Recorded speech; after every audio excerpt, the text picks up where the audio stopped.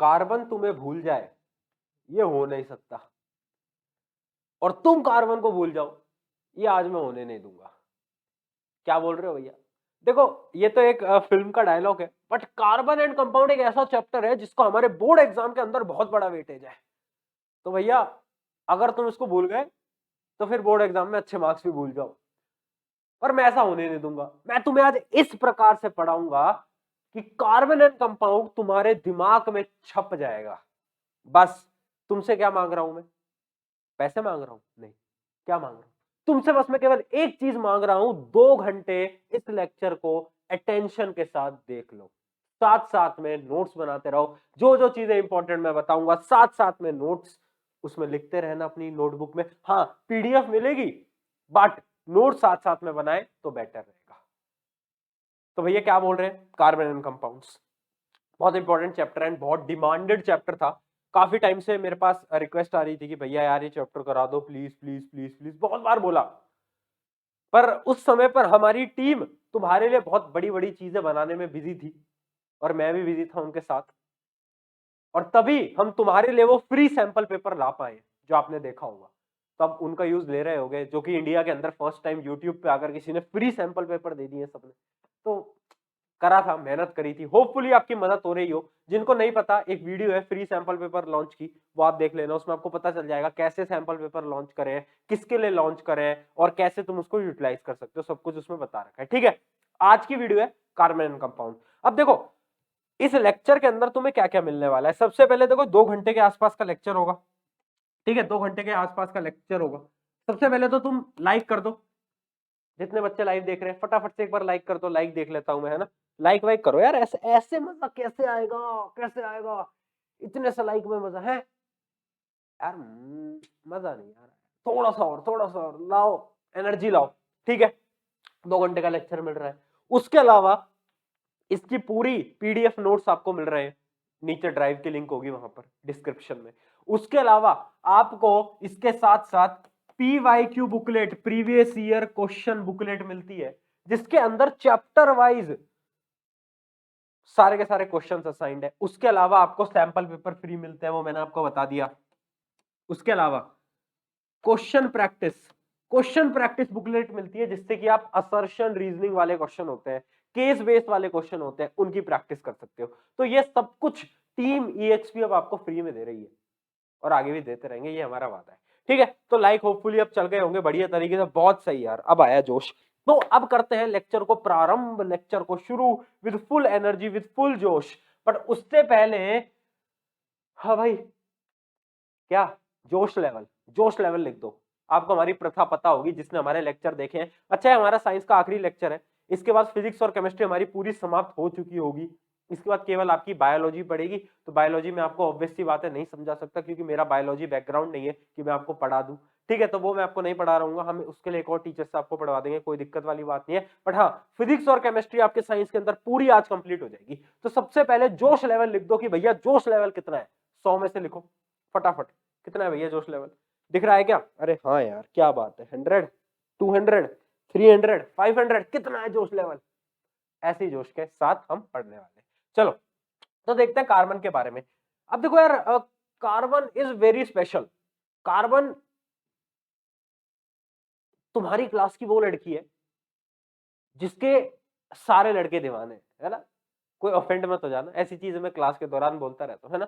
या फिर चलो अपोजिट जेंडर में ले लेते हैं, खुश रहो तुम खुश रहो, है ना? वो लड़के बोलते हैं कि भैया यार आप हमारे लिए तो कुछ करते नहीं हो। ठीक है, तुम्हारे क्लास का वो लड़का जिसके पीछे सारी लड़कियां दीवानी है, बस खुश। तो कार्बन एक वैसी चीज है। क्यों कार्बन इतना स्पेशल क्यों है? हम किसी और पे तो चैप्टर नहीं पढ़ रहे, हम केवल कार्बन पे क्यों चैप्टर पढ़ रहे हैं? कभी सोचा है? हम नाइट्रोजन पे भी पढ़ सकते थे, है ना? हम हाइड्रोजन पे भी पढ़ सकते थे, पर एक केवल कार्बन पे पूरा चैप्टर। वाई ऐसा नाइंसाफी क्यों? क्योंकि कार्बन में कुछ तो खास बात है, कुछ तो खास बात है। ठीक है, और वो सारी खास बात आज हम पढ़ने वाले हैं कि क्या खास है, कैसे खास है, और रीजन भी दूंगा, सब कुछ समझाऊंगा। चलो, तो सबसे पहले कार्बन को ऊपर ऊपर से देखते हैं कि भैया कार्बन क्या चीज है। तो देखो, कार्बन आप सभी को पता होगा कार्बन का जो एटॉमिक नंबर होता है वो होता है 6। क्या होता है एटॉमिक नंबर जो होता है वो होता है हमारा कार्बन का 6 आ रहा होता है। अब ध्यान से समझिएगा, बहुत ज्यादा इंपॉर्टेंट चीज बता रहा हूं। एटॉमिक नंबर 6 है, इसका मतलब क्या है कि 6 प्रोटॉन है, 6 इलेक्ट्रॉन है। ठीक है, अब आपको पता होगा, आपने बिल्कुल 9th क्लास के अंदर ये पढ़ा होगा कि शेल होती है एस पी डी एफ, ये 4 शेल होती है ना। तो देखो 2 इलेक्ट्रॉन चाहिए होते हैं शुरू वाली जो शेल होती है एस वाली शेल में, तो 6 में से 2 इलेक्ट्रॉन तो यहां चले गए, 2 इलेक्ट्रॉन तो यहां चले गए। अब जो दूसरी शेल होती है पी, उसके अंदर चाहिए होते हैं 8 इलेक्ट्रॉन। बट हमारे पास कितने, हमारे पास कितने देख के बताओ, हमारे पास कितने भैया, हमारे पास तो कम इलेक्ट्रॉन है, हमारे पास तो केवल 4 इलेक्ट्रॉन है। तो हमारे पास पी में कितने होंगे, 4 इलेक्ट्रॉन। इसका क्या मतलब है, इसका यह मतलब है कि कार्बन के पी शेल के अंदर 4 इलेक्ट्रॉन की स्पेस खाली है। हाँ या ना, हाँ या ना? हाँ भैया बात, 4 इलेक्ट्रॉन की स्पेस खाली है, इतना समझ गए, ठीक है। हाँ ठीक है, तो क्योंकि इसके अंदर 4 इलेक्ट्रॉन की स्पेस खाली है तो इसकी वैलेंसी कितनी हो गई, वैलेंसी भी इसकी 4 हो गई। तो याद रखना इसकी वैलेंसी कितनी होती है, अपनी इसकी वैलेंसी 4 होती है। और इस वजह से कार्बन को क्या बोला जाता है, कार्बन को बोला जाता है टेट्रावेलेंट। क्या बोला जाता है, टेट्रावेलेंट।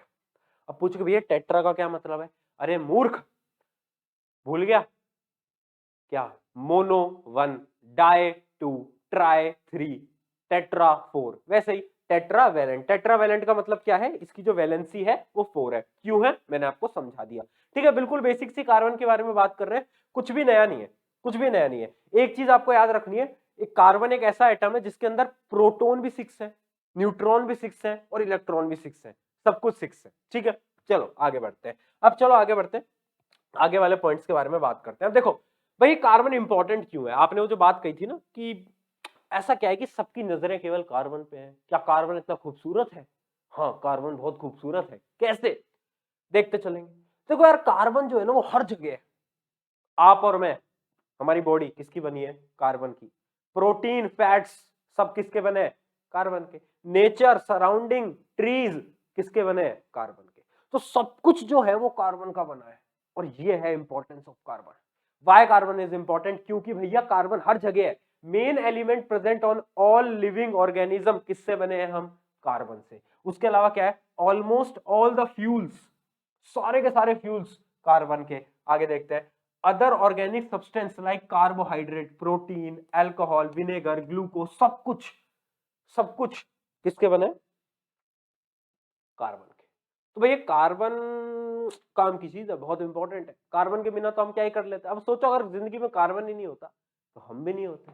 चलो आगे बढ़ते हैं, तो ये हमारी इंपॉर्टेंस ऑफ कार्बन। बट भैया एक चीज बताओ, एक सवाल उठाए है ना, दया कुछ तो गड़बड़ है, क्या गड़बड़ है कि भैया ये अपॉर्चुनिटी केवल कार्बन को क्यों मिली, मतलब कार्बन से ही पूरा संसार बना हुआ है, ऐसा क्यों है, कार्बन को अपॉर्चुनिटी क्यों मिली, वाई ओनली कार्बन, वाई। देखो जिंदगी में ना वाई पूछना स्टार्ट करो, सबसे पूछो कि यार क्यों। कोई आपको बोल जाता है तू तो बेवकूफ है, तुम मान लेते हो क्या, नहीं ना, तुम पूछोगे ना भाई क्यों, तो हर जगह पर क्यों पूछो, तो भाई हमने भी पूछा क्यों, तो जवाब आया कि भाई कार्बन यूनिक है। क्यों यूनिक है, तो देखते हैं। देखो कार्बन की कुछ प्रॉपर्टीज होती है, तो देखो carbon can form huge number of compounds. Carbon एक ऐसा एटम है, एक ऐसा एलिमेंट है जो कि बहुत सारे कंपाउंड्स को फॉर्म कर सकता है, जो कि बाकी नॉन मेटल और मेटल्स नहीं फॉर्म कर सकते, बट एक कार्बन बहुत सारे कंपाउंड्स में फॉर्म हो सकता है, ठीक है। अगला क्या है, number of carbon compounds are greater, इस लाइन को पढ़ो, number of carbon compounds are greater than all non carbon compounds. मतलब इस दुनिया के अंदर जितने भी कंपाउंड्स है ना वो कम है किससे, जितने कार्बन कंपाउंड से। तो सोचो कार्बन में बहुत बड़ी यूनिकनेस है, अभी उन यूनिकनेस के बारे में बात करेंगे, उनकी कार्बन क्यों यूनिक है उसका पॉइंट मैं आपको दूंगा। बट अभी हम समझ रहे हैं कि कार्बन की क्या बेसिक बेसिक प्रॉपर्टीज है। तो ये देखो ये सब कुछ है कार्बन के अंदर। अब बात करते हैं कार्बन की ऐसी कौन सी 4 प्रॉपर्टीज है जिसकी वजह से ये अपॉर्चुनिटी केवल कार्बन को मिली। तो देखते हैं ना कार्बन की ऐसी कौन सी 4 प्रॉपर्टीज है। तो पहली प्रॉपर्टी है क्या, कैटिनेशन। दूसरी क्या है, टेट्रा कोवेलेंसी। तीसरी है पॉलीमराइजेशन, और चौथी है आइसोमेरिज्म। अब बच्चे डर गए, भैया अचानक से क्या लिख दिया आपने बोर्ड पे, ये क्या आ गया, ये तो पढ़ा पढ़ा सा नहीं लग रहा। किस किसने पढ़ी है चारों प्रॉपर्टी, टेंशन मतलब समझाऊंगा, चारों समझाऊंगा। पहले एक बार मेरे को ये चैट सेक्शन में बता दो किस किसने पढ़ी है, पढ़ी है नहीं पढ़ी, भैया स्कूल के अंदर बहुत मुश्किल लगता है चैप्टर, कोई दिक्कत नहीं है बेटा, यहाँ पढ़ रहे हो ना तुम, आज आपको सब क्लियर हो जाएगा, है ना। किस किसने पढ़ी है? पढ़ी है, बहुत अच्छी बात है, चलो समझते हैं। भैया सवाल देखना, भैया बोर्ड का एग्जाम ऑनलाइन होता है या ऑफलाइन? बेटा ये ऑनलाइन होता है, आपके घर पे आएंगे, आपके लिए स्पेशली आएंगे, मोदी जी आएंगे आपके घर पे और बोर्ड का पेपर लेके, और आपको बोलेंगे कि बेटा रमेश घर से लिखो, है ना, ऐसे ऐसे करवाएंगे, आपका पेपर अलग से होगा, आपका पेपर घर घर पे करवाएंगे, है ना, टेंशन मत लो। कैसी बातें कर रहे हो यार, बोर्ड ऑनलाइन थोड़ी ना होगा यार, घर पे नहीं होता बेटा बोर्ड, ना ही कंप्यूटर पे होता है, आपको स्कूल में जाना पड़ता है, लिखना पड़ता है, ठीक है, कैसे सवाल पूछ रहे हो। चलो ठीक है, तो यार यूनिकनेस देखते हैं, कैटिनेशन। सबसे पहले बात करते हैं टेट्रा कोवेलेंसी की, क्योंकि टेट्रा कोवेलेंसी बहुत इंपॉर्टेंट है, तो देखते हैं टेट्रा कोवेलेंसी आखिर है क्या। तो हमें उसके लिए ना, मैंने आपको ऐसे पिछले चैप्टर में बताया था, हमें इस वर्ड का मतलब समझना पड़ेगा जो कि है कोवेलेंट। कोवेलेंट इसका मतलब क्या है? देखो कोवेलेंट कंपाउंड वो कंपाउंड होते हैं जो कि इलेक्ट्रॉन शेयरिंग से फॉर्म होते हैं। इसका क्या मतलब है? इमेजिन करो, एक आप हो और ये आपका मित्र है, ठीक है, ये आपका मित्र है। अब आपके पास क्या था कि आपके पास एक रूम का ताला है और आपके मित्र के पास चाबी है, ठीक है, आपके पास क्या है, आपके पास ताला है और आपके मित्र के पास है चाबी। तो आप दोनों ने हाथ मिलाए और भाई उसने लॉक के अंदर चाबी डाली और आपका जो टास्क था, जो आपको स्कूल में टास्क मिला था, वो कंप्लीट हो गया। तो आपने क्या करा, दोनों ने आपस में दोस्ती करके एक टास्क को कंप्लीट करा। सिमिलरली क्या करते हैं, कुछ कंपाउंड, कुछ एलिमेंट आपस में दोस्ती करते हैं और इलेक्ट्रॉन को शेयर करते हैं, देते नहीं है ना ही लेते हैं, केवल शेयर करते हैं। कहते हैं कि ठीक है यार थोड़ा बहुत शेयरिंग कर लेते हैं और उससे एक कंपाउंड फॉर्म कर देते हैं और उस कंपाउंड को बोलते हैं कोवेलेंट कंपाउंड, ठीक है। तो देखो सबसे पहली बात क्या है, टेट्रा कोवेलेंसी क्या है? तो टेट्रा कोवेलेंसी है valency of carbon is form and valency of carbon is 4 and it forms the covalent compound. मतलब देखो, एक तो इसकी वैलेंसी 4 होती है जो मैंने आपको बता रखा है, और एक कोवेलेंट कंपाउंड फॉर्म करता है। याद रखना, कार्बन केवल और केवल कोवेलेंट कंपाउंड फॉर्म करता है, कार्बन एक भी आयोनिक कंपाउंड फॉर्म नहीं करता। पॉइंट नंबर 1, इसका रीजन भी दूंगा, असर्शन रीजनिंग में क्वेश्चन आ चुका है। तो सबसे पहला पॉइंट क्या है कि भैया ओनली कोवेलेंट कंपाउंड फॉर्म करता है बाय शेयरिंग ऑफ इलेक्ट्रॉन्स, ठीक है। और अगर आपको कोवेलेंट बॉन्ड की डेफिनेशन देखनी है तो ये रही, इसको एक बार पढ़ लीजिए, बाकी पढ़ने की जरूरत नहीं है, मैं आपको समझा चुका हूं पूरा का पूरा, ठीक है। अब असर्शन और रीजनिंग के अंदर एक सवाल आया हुआ है और आ भी सकता है आपके पेपर के अंदर, तो थोड़ा सा सतर्क रहें, सावधान रहें, है ना। सवाल क्या है? सवाल ये है मेरे मित्र कि ये बता, कार्बन केवल कोवेलेंट कंपाउंड ही क्यों फॉर्म करता है? मैंने अभी बोला था ना, वाई भाई, वाई पूछो, वाई, वे क्यों, ऐसा क्या रीजन है? ऐसा रीजन है उसके स्ट्रक्चर के अंदर फंसा हुआ है रीजन। देखो मैंने आपको क्या बताया था, कार्बन के आउटर मोस्ट शेल के अंदर कितने इलेक्ट्रॉन है? 4 इलेक्ट्रॉन है, और उसे अपने ऑक्टेट को पूरा करने के लिए, या तो 4 इलेक्ट्रॉन को देना पड़ेगा, ठीक है, या तो 4 इलेक्ट्रॉन को लेना पड़ेगा, हाँ है ना, हाँ है ना, या तो लेना पड़ेगा या तो देना पड़ेगा, यही कर सकता है कार्बन, और क्या ऑप्शन है बेचारे के पास। तो अब देखिए, कार्बन अपने इलेक्ट्रॉन क्यों नहीं दे सकता किसी और को? क्योंकि उसके लिए बहुत ज्यादा एनर्जी चाहिए होगी, कि कार्बन से 4 इलेक्ट्रॉन ले लो, क्योंकि 4 इलेक्ट्रॉन बहुत बड़ा अमाउंट होता है। तो इतनी एनर्जी हमारे पास होती नहीं है, सबसे पहली चीज तो, कि भाई हम उसको दे सके। और भैया हम ले क्यों नहीं सकते, है ना, कार्बन 4 इलेक्ट्रॉन क्यों नहीं ले सकता?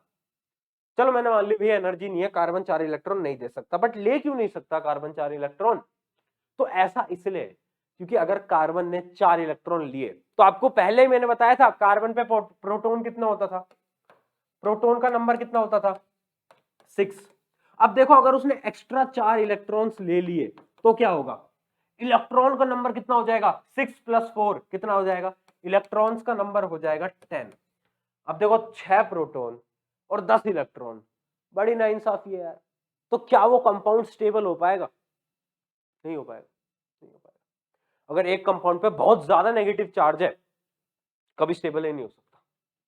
याद रखना, असर्शन रीजनिंग पे क्वेश्चन आया हुआ है कि कार्बन केवल क्यों कोवेलेंट कंपाउंड फॉर्म करता है, क्योंकि वो 4 ना ही ले सकता है ना ही दे सकता है।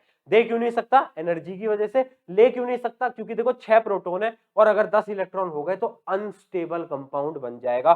तो these 2 points are very important and मैं आपको गारंटी से बता रहा हूं ज्यादा स्कूलों में ये नहीं बताया जाता, बट बोर्ड के अंदर ये सवाल पूछा जा चुका है और आगे भी पूछा जा सकता है। तो ये 2 पॉइंट है जो आप नोट कर सकते हो।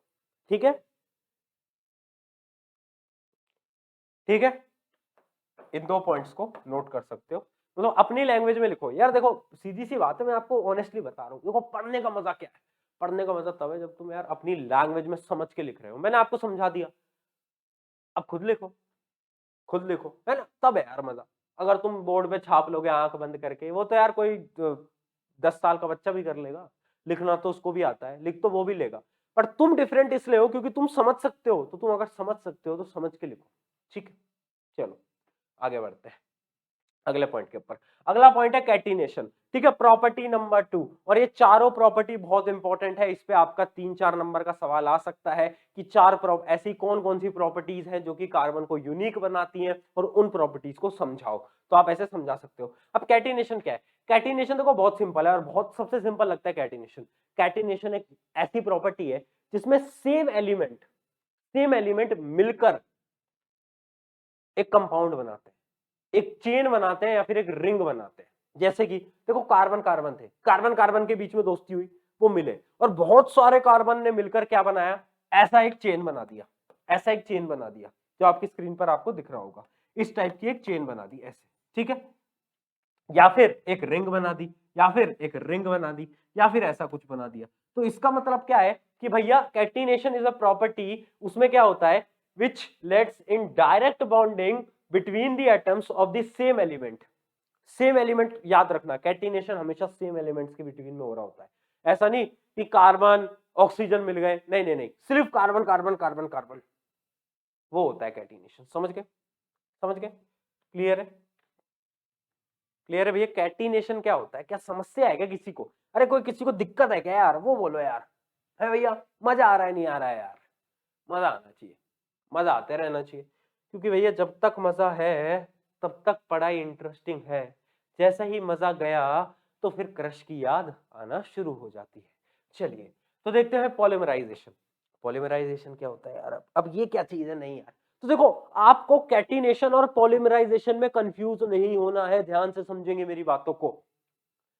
पॉलीमराइजेशन क्या होता है? कुछ मोनोमर्स मिलते हैं और वो पॉलीमर्स बनाते हैं।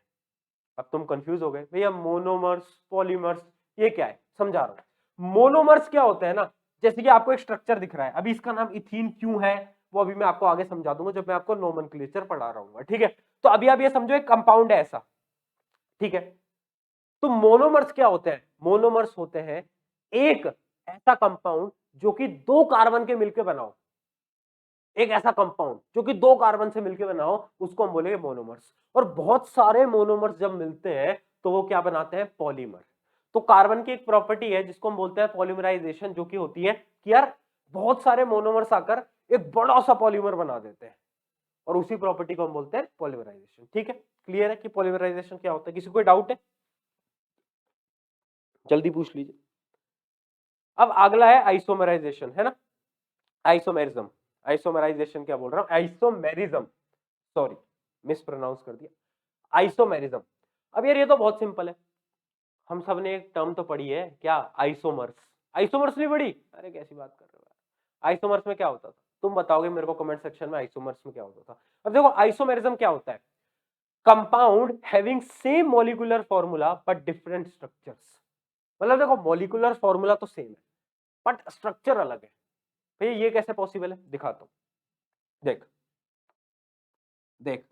अभी देखो नोमेनक्लेचर पे मत जाना, नाम पे मत जाना, बस कंपाउंड समझना, ठीक है? देखो,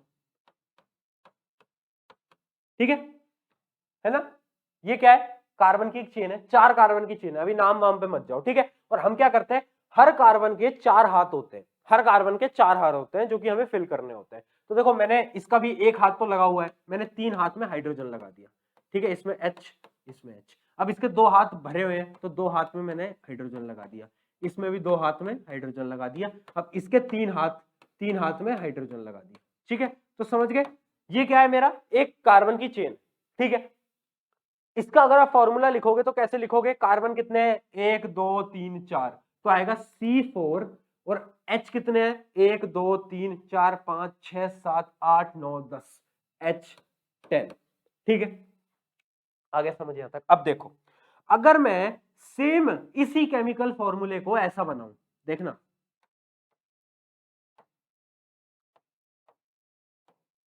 अगर मैं इसको ऐसा बनाऊं, बताओ,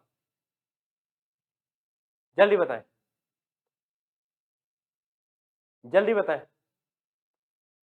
अगर मैं इसको ऐसा बना दूं, मैं इसको मतलब मैं इसको सेम रख रहा हूं, बट मैंने क्या स्ट्रक्चर सेम रखा, स्ट्रक्चर बदल दिया sorry, but chemical formula same रखा, तो कोई दिक्कत है?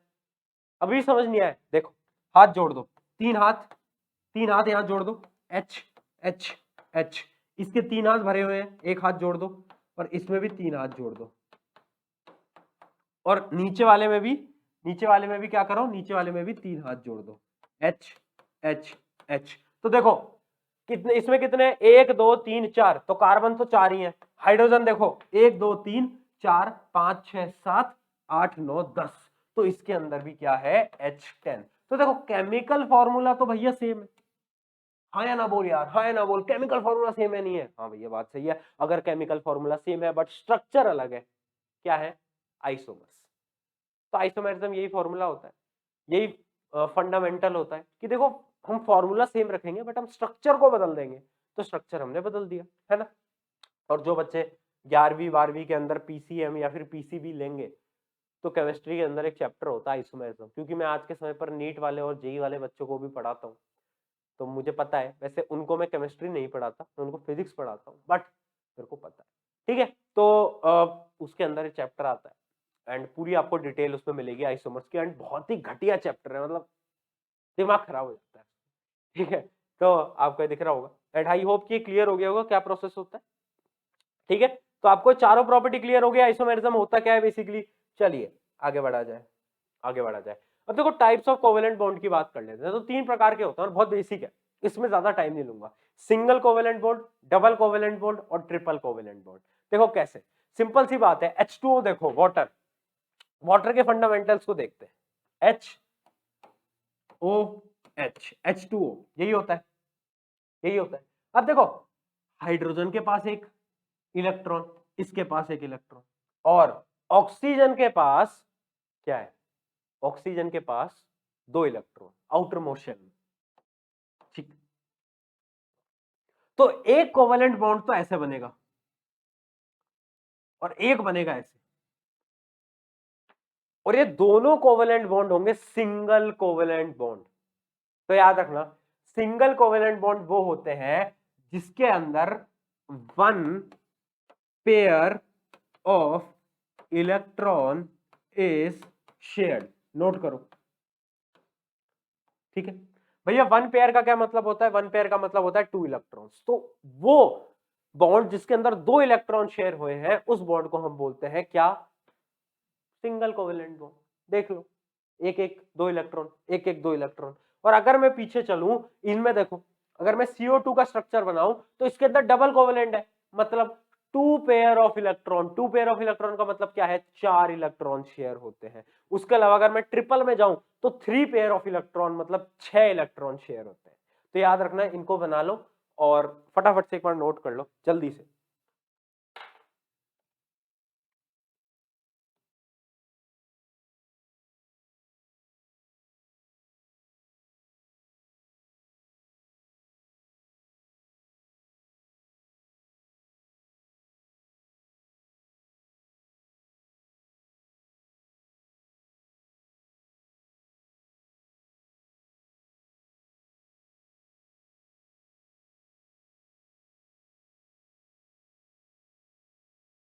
चलिए बढ़ा जाए आगे। हाँ भाई, हाँ भाई, जोश मीटर क्या है, लिख दो भाई चैट सेक्शन में, जोश मीटर कैसा है हमारा। थक गए, खत्म हो गए क्या, बस इतना ही था क्या, मजा नहीं आएगा, बताओ रे जोश मीटर कैसा है, जोश मीटर कैसा है हमारा भी, है ना। आगे बढ़ते हैं, अब हम बात करते हैं एलोट्रॉप्स ऑफ कार्बन के बारे में। अब ध्यान से देखना एलोट्रॉप्स क्या होते हैं बेसिकली, है ना, बहुत सिंपल चीज है ये भी, एंड इसके अंदर क्वेश्चंस बहुत आते हैं एलोट्रॉप्स के ऊपर, मतलब इनडायरेक्ट क्वेश्चन जो कि बच्चे गलत करते हैं। देखो दो प्रकार के क्वेश्चन होते हैं, एक वो जो कि आसान होते हैं जो कि हर कोई कर लेता है, एक वो जो कि यार थोड़े टिपिकल होते हैं। तो हमारा काम है कि आसान वाले तो हम कर ही करें, बट टिपिकल वाले क्वेश्चन पे भी हम दिमाग लगाएं। ठीक है, तो एलोट्रॉप्स होते क्या है सबसे पहले वो समझ लेते हैं। देखना, different form of an element that has same chemical properties. Chemical properties हमारी क्या रहेंगी, same, but different physical structure, physical properties या फिर फिजिकल स्ट्रक्चर। मतलब कार्बन के वो कंपाउंड जिनकी केमिकल प्रॉपर्टीज तो सेम है, क्योंकि बने तो कार्बन के ही हैं, बने तो कार्बन की है, तो केमिकल प्रॉपर्टीज तो कार्बन वाली दिखाएंगे, बट फिजिकल प्रॉपर्टीज अलग है। फिजिकल प्रॉपर्टी क्या होती है, melting point, boiling point, hardness, softness, वो सब हमने पढ़ी थी। मेलेबिलिटी, डक्टिलिटी, याद आ गई पिछले चैप्टर के अंदर। और देखो अगर आपने वो वीडियोस नहीं देखी है तो उनको प्लीज देख लेना, metal, non metal, acid base salt, वो सारी देख लेना, बहुत इंपॉर्टेंट है। ठीक है, और हमने बात कर ली किसके बारे में, ये होते हैं एलोट्रॉप्स ऑफ कार्बन। तो एलोट्रॉप्स ऑफ कार्बन कितने प्रकार के हैं जो हमारे सिलेबस में, 3 प्रकार के एलोट्रॉप्स हमारे सिलेबस में। क्या क्या है चलिए देखते हैं फटाफट से। पहला है डायमंड। देखना, पहला है डायमंड। एक मिनट, आपको दिख रहा है या नहीं दिख रहा है? ओहो हो, क्या हो गया? ओहो हो, एक मिनट, अब सही हो गया, चलो। हाँ, डायमंड है ना, डायमंड। कभी कभार क्या होता है, इस डिजिटल बोर्ड में आ जाता है भूत, है ना, तो ऑटोमेटिक चलने लगता है ठीक है, मजाक कर रहा हूं। चलो डायमंड देखो, अब यार डायमंड जो है यार, देखो पढ़ने के लिए इसमें कुछ नहीं है। तुम्हें पता है डायमंड कैसा दिखता है, तुम्हें पता है डायमंड बहुत हार्ड होता है, तुम्हें पता है डायमंड का बॉइलिंग पॉइंट, मेल्टिंग पॉइंट बहुत ज्यादा होता है। क्या करेंगे पढ़ के? मत पढ़ो, पर क्वेश्चन ही आएगा भी नहीं तुम्हारे पेपर में, क्वेश्चन ही आएगा नहीं। क्वेश्चन पता है क्या आएगा, why, why diamond has high और लो मेल्टिंग पॉइंट, क्यों? ये बता मेरे को, क्यों? किसी को पता है आंसर? कमेंट में बताएगा कोई, कमेंट में बताएगा कोई? और ये भी आ सकता है कि बैड करंट, बैड कंडक्टर क्यों होता है, इलेक्ट्रिसिटी का बैड कंडक्टर क्यों होता है, ये भी आ सकता है। बताओ क्यों होता है, वाई, वाई बताओ, देखेंगे ध्यान से। इसका जो आंसर है वो उसके स्ट्रक्चर के अंदर छुपा हुआ है। कार्बन का जो स्ट्रक्चर होता है ना वो कहीं पूछा नहीं जाता, बट आपको एक चीज पता होनी चाहिए कि जो कार्बन का स्ट्रक्चर है ना उसके अंदर हर एक कार्बन 4 कार्बन से जुड़ा होता है। हर एक कार्बन 4 कार्बन से जुड़ा होता है, मतलब हर एक carbon, every carbon is joint with 4 other carbon. इसका क्या मतलब है, अगर 4 अलग कार्बन से कोई जुड़ा हुआ है, और कार्बन के आउटर मोस्ट शेल में कितने होते थे, 4, इसका मतलब अब कार्बन के पास कोई भी फ्री इलेक्ट्रॉन नहीं है। अगर कोई भी फ्री इलेक्ट्रॉन नहीं है, क्या इसका मतलब यह है कि अगर किसी चीज के पास कोई भी फ्री इलेक्ट्रॉन नहीं होगा तो ऑब्वियस सी बात है वो इलेक्ट्रिसिटी कंडक्ट नहीं करेगा। हाँ, हाँ भैया बात सही है, नहीं करेगा। क्यों नहीं करेगा, क्योंकि फ्री इलेक्ट्रॉन नहीं है, और क्योंकि ये 4 से जुड़ा हुआ है तो बहुत ताकतवर है, हार्ड है, बॉन्डिंग बहुत स्ट्रॉन्ग है। इमेजिन करो आप कोई लड़ाई लड़ने जा रहे हो और आपके साथ आपके 4 दोस्त हैं, तो थोड़ा दबदबा बनता है ना, लगता है ना कि भाई हमारे पास भी फौज है। वही वाला सेम सीन है, 4 बॉन्ड है एक कार्बन के पास, तो स्ट्रांग हो जाता है। इस वजह से ये जितनी भी प्रॉपर्टीज आपको यहां पर दिख रही हैं वो इस वजह से हो पाती हैं, due to this structure of diamond. ठीक है, समझ गए डायमंड का। अब आगे बात करते हैं ग्रेफाइट की। अब देखो ग्रेफाइट की बात क्या आती है कि भैया जो ग्रेफाइट होता है ना वो एलोट्रॉप ही है कार्बन का, बट वो बहुत वीक सा है बेचारा, है ना, बहुत सॉफ्ट होता है। ग्रेफाइट हमारी पेंसिल्स में भी लग रहा होता है, मतलब बहुत सॉफ्ट सा बेचारा रहता है। उसके अलावा क्या है, उसके अलावा इसकी क्या प्रॉपर्टीज है कि this is a conductor of electricity, मतलब गुड कंडक्टर होता है हीट और इलेक्ट्रिसिटी का। ऐसा क्यों है यार भैया? देखो इसके पीछे का रीजन क्या है, इसके पीछे का रीजन भी इसका स्ट्रक्चर है। जो स्ट्रक्चर होता है ना हमारा ग्रेफाइट का, वो स्ट्रक्चर में एक कार्बन 3 कार्बन से जुड़ा होता है, 3 कार्बन से जुड़ा होता है। इसका क्या मतलब है, कार्बन के पास तो 4 इलेक्ट्रॉन होते हैं आउटर मोस्ट शेल में, तो जो एक स्पेसिंग है कार्बन का, एक हाथ खाली रहता है। अब अगर एक हाथ खाली रहेगा तो एक फ्री इलेक्ट्रॉन आ गया नहीं आ गया, यहां पर एक फ्री इलेक्ट्रॉन आ गया। अब जब फ्री इलेक्ट्रॉन आ गया तो इलेक्ट्रिसिटी भी कंडक्ट हो गई। समझ गए? हाँ ना बोल, हाँ ना बोल यार फटाफट से। हाँ भैया बात सही है, समझ गए। तो कार्बन में, सॉरी ग्रेफाइट में एक कार्बन 3 कार्बन से जुड़ा होता है, इस वजह से एक फ्री इलेक्ट्रॉन बचता है और वो इलेक्ट्रिसिटी को कंडक्ट कर पाता है, ये इसका रीजन होता है, ठीक है। और पहले देखो यार 4 दोस्त थे, अब बेचारे के पास 3 दोस्त बचे हैं, तो थोड़ी वीकनेस तो आएगी ना। अब इमेजिन करो तुम 4 दोस्त लेके जा रहे हो, सामने वाला 3 दोस्त लेके आ रहा है, थोड़ा तो लगता है ना कि भाई हमारी फौज ज्यादा बड़ी है, तो वही वाला सीन है यार, बस सिंपल सा है ना। चलो चलिए, है ना। उसके अलावा जो ग्रेफाइट होता है वो ड्राई लुब्रिकेंट की तरह भी यूज होता है मशीन्स के अंदर, ठीक है। ड्राई लुब्रिकेंट्स की तरह भी मशीन्स के अंदर यूज हो रहा होता है। चलिए आगे बढ़ते हैं। अच्छा ये है तीसरा नंबर, तीसरा नंबर का एलोट्रॉप। अब देखो मैं आपको एक चीज बता देता हूं, ये वैसे तो आपके सिलेबस में है बट इसका सवाल आता नहीं है ना। फ्लोरेंस, है ना, फुलरेंस, सॉरी फुलरेंस, फुलरेंस। जब मैं अपने स्कूल के टाइम में था ना, मैं आपको ऑनेस्टली बताऊं, मैं इसको कभी प्रोनाउंस नहीं कर पाया। फुलरेंस पता नहीं क्या क्या रहता। मैं सोचता था क्या है ये, बस मुझे एक चीज इससे समझ आती थी कि यार इसका ना फुटबॉल लाइक स्ट्रक्चर होता है, इतना याद रहता है। और सारे लड़कों को शायद याद रहता होगा फुलरेंस से, हाँ फुटबॉल लाइक स्ट्रक्चर, है ना। और इससे एक छोटी सी कहानी भी सुनाता हूँ, चलो अभी पढ़ लेते हैं, बाद में सुनाऊंगा, है ना, या फिर अभी सुना दूं, चलो बाद में सुनाते हैं, पढ़ लेते हैं। देखो फुलरेंस जो है, देखो इसका कोई क्वेश्चन आता नहीं आपके पेपर के अंदर, बस आप इतना समझ लो कि fullerenes is the allotrope of carbon, और इसके अंदर 2 टाइप्स की रिंग होती है। एक कौन सी होती है, ध्यान से समझना, एक होती है हेक्सागोनल रिंग्स, और एक होती है कौन सी, हमारी कहां गई, with hexagonal rings and sometimes pentagonal rings. मतलब एक होती है हेक्सागोनल रिंग और पेंटागोनल।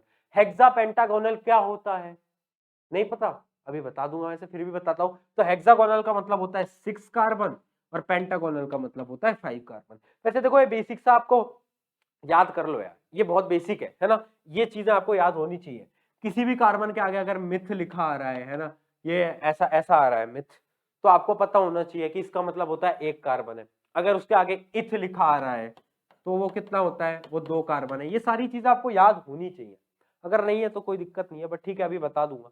तो ये हमारा क्या फुलरेंस, होपफुली आपको ये समझ आ गया होगा। इसके अंदर ज्यादा समझाने का नहीं है, सवाल भी नहीं आता तो ज्यादा हम फोकस नहीं करेंगे।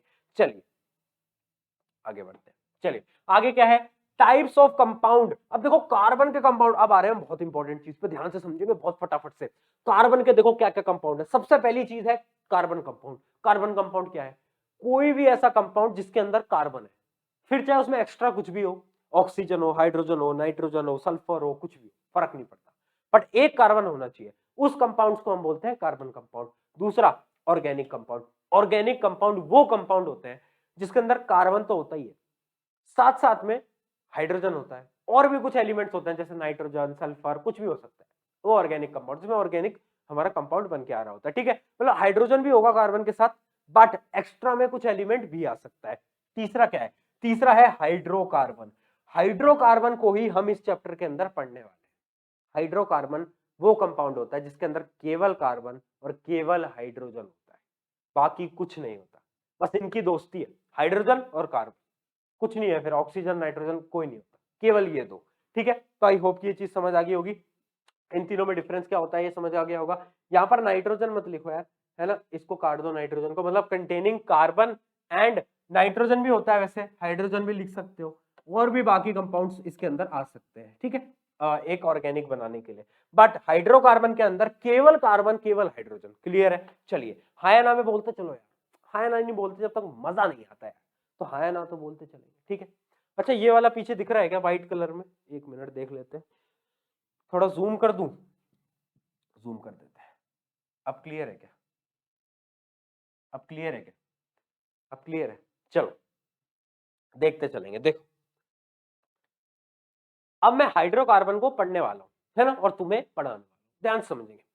हाइड्रोकार्बन ना वैसे 2 प्रकार के होते हैं, एक होता है हमारा एलिफेटिक, एक हमारा होता है एलिफेटिक, ध्यान से समझना, एक हमारा होता है एलिफेटिक और एक हमारा होता है एरोमेटिक। अब देखो एरोमेटिक हमारे सिलेबस के अंदर नहीं, एरोमेटिक के नाम पर हमारे जो सिलेबस में है वो केवल है बेंजीन। एरोमेटिक हाइड्रोकार्बन क्या होता है वो हमें समझने की जरूरत नहीं, बस हम इतना समझ लें कि एरोमेटिक का एक एग्जांपल होता है जो कि है बेंजीन। बेंजीन देखो जब आप 11th के अंदर पीसीएम लोगे या पीसीबी लोगे तो केमिस्ट्री का सबसे इंपॉर्टेंट पार्ट है बेंजीन। बेंजीन कैसा दिखता है,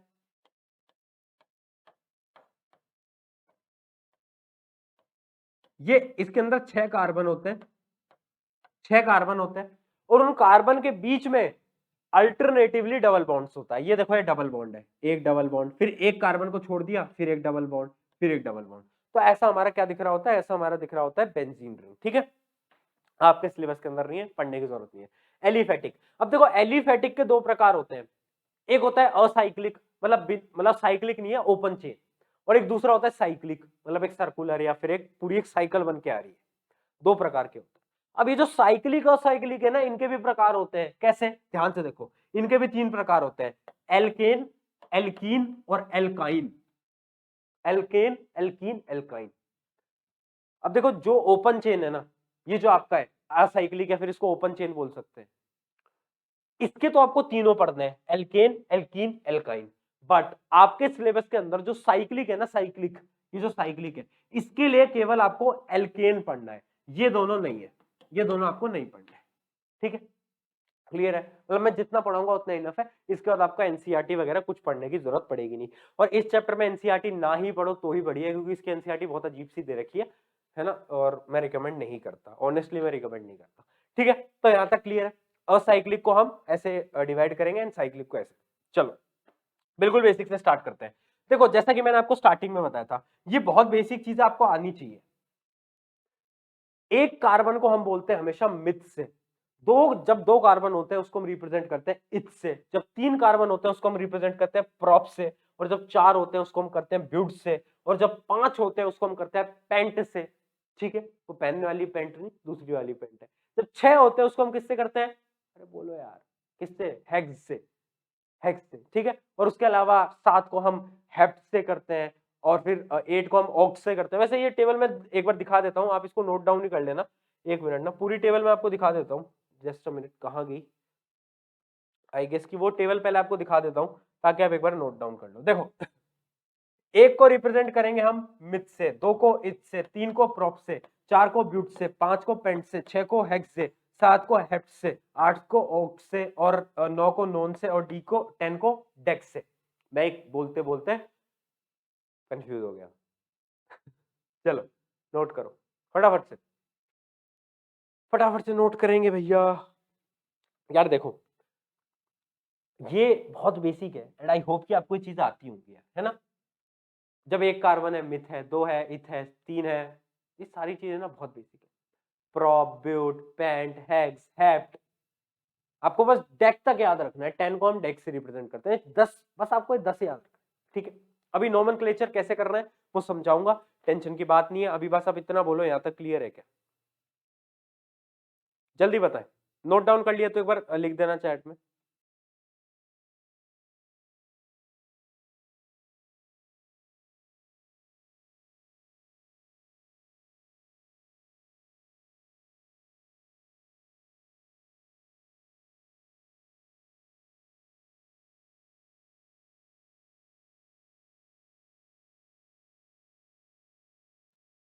चलिए, हो गया। अब देखना, अभी हम कौन सा पढ़ने वाले हैं। अभी हम सबसे पहले पढ़ने वाले हैं जो हमने इस टेबल के अंदर लिखा था। हम सबसे पहले पढ़ने वाले हैं असाइक्लिक। ठीक है, जो साइक्लिक नहीं है उन साइक्लिक वालों का हम नेमिंग वगैरह देखेंगे। तो देखो, ये अब हमने ये तो पढ़ लिया ये क्या होता है। अब हम देखते हैं ये एल्केन, एल्कीन और एल्काइन क्या होता है। ठीक है, एल्केन देखना, एल्केन जब भी दो कार्बन के बीच में, दो कार्बन के बीच में सिंगल बॉन्ड होना, उसको हम क्या बोलते हैं, एल्केन। ठीक है, और जब भी दो कार्बन के बीच में डबल बॉन्ड हो तो उसको हम क्या बोलते हैं, एल्कीन। और जब भी दो कार्बन के बीच में ट्रिपल बॉन्ड हो तो उसको हम क्या बोलते हैं, एल्काइन। ठीक है, क्लियर है, ये तीनों चीजें क्लियर है। सबसे पहले बहुत बेसिक है, आई होप कि यहां तक सब कुछ क्लियर होगा, कोई समस्या नहीं होगी। Alkane, alkene, alkyne, I hope कि ये चीज क्लियर है तुम सबको। बोलो यार, अरे बोल यार, जल्दी से बोल, जोश में बोल। चल आगे बढ़ते हैं, ये एकदम क्लियर। अब देखना, बिल्कुल नेमिंग पे आ रहे हैं फटाफट से। अब देखो, अगर अगर एक कार्बन है, देखो एक कार्बन है, यहां बना रहा हूं, ध्यान से देखना, बिल्कुल ध्यान से देखना, ये कार्बन है, ये दो कार्बन है, और दोनों के बीच में सिंगल बॉन्ड है। और मान लो यहां पर H, वो H तो जोड़ देना, चार हाथ होते हैं कार्बन के, तो तीन तीन में दोनों में हाइड्रोजन जोड़ देना। तो ऐसा कोई स्ट्रक्चर है। अब इस स्ट्रक्चर का नाम क्या होगा। अब सबसे पहले तुमने दिमाग लगाया, दो कार्बन, दो कार्बन का मतलब इथ, इथ आ गया। इत उठा लिया, बीच में क्या है, सिंगल बॉन्ड। सिंगल बॉन्ड का मतलब क्या होता है, एल्केन। तो एल्केन का ये उठा लिया, ANE उठा लिया, तो नाम क्या बना, इथ और एन। नाम क्या बन के आया, नाम बन के आया, कहां पर लिखूं, यही लिख देता हूं, यहीं पर लिख देता हूं इसको मिटाकर। नाम क्या आया, नाम क्या आया हमारा, अरे बोलो यार चैट सेक्शन में, इथेन। ठीक, क्लियर है। अब सिमिलरली अगर मैं डबल बॉन्ड लगा दूं, अगर मैं ऐसा बना दूं, अब क्या होगा नाम, अब क्या नाम होगा, इथ उठाया और आगे का क्या लगवाया, इन, तो नाम क्या आया, इथीन। और सिमिलरली अगर ट्रिपल बॉन्ड होता है तो क्या हम बोलते हैं, इथाइन। क्या बोलते हैं भैया, इथाइन। ठीक है, सिमिलरली आप सबके लिख सकते हो, लिख सकते हो नहीं लिख सकते। चलो प्रॉप, प्रॉप का देख लेते हैं। प्रॉप का मतलब क्या है, 3 कार्बन होने चाहिए, प्रॉप का यही मतलब है 3 कार्बन। तो देखो अब 3 कार्बन के बीच में अगर सिंगल बॉन्ड है तो हम क्या लिखेंगे, डायरेक्टली इसका नाम तो तुम लिख देना, प्रॉप और एन, एन, एन लगा दिया आपने ऊपर से। आगे देखो, अब देखो, अब आप पूछोगे भैया 3 कार्बन है और आप बोलते हो डबल बॉन्ड आता है तब ईन आता है, तो क्या तीनों कार्बन के बीच में डबल बॉन्ड आता है, मैंने बोला नहीं, केवल एक डबल बॉन्ड इनफ है। मतलब ये स्ट्रक्चर, ये स्ट्रक्चर, ये स्ट्रक्चर देखो, एक डबल बॉन्ड और एक सिंगल बॉन्ड, ठीक है। बट क्योंकि डबल बॉन्ड आया है तो हम इसका नाम क्या लिखेंगे, इसका हम नाम लिखेंगे प्रोपीन। ठीक है, सिमिलरली अगर ऐसा हो जाए तो इसको हम क्या बोलेंगे, प्रोपाइन।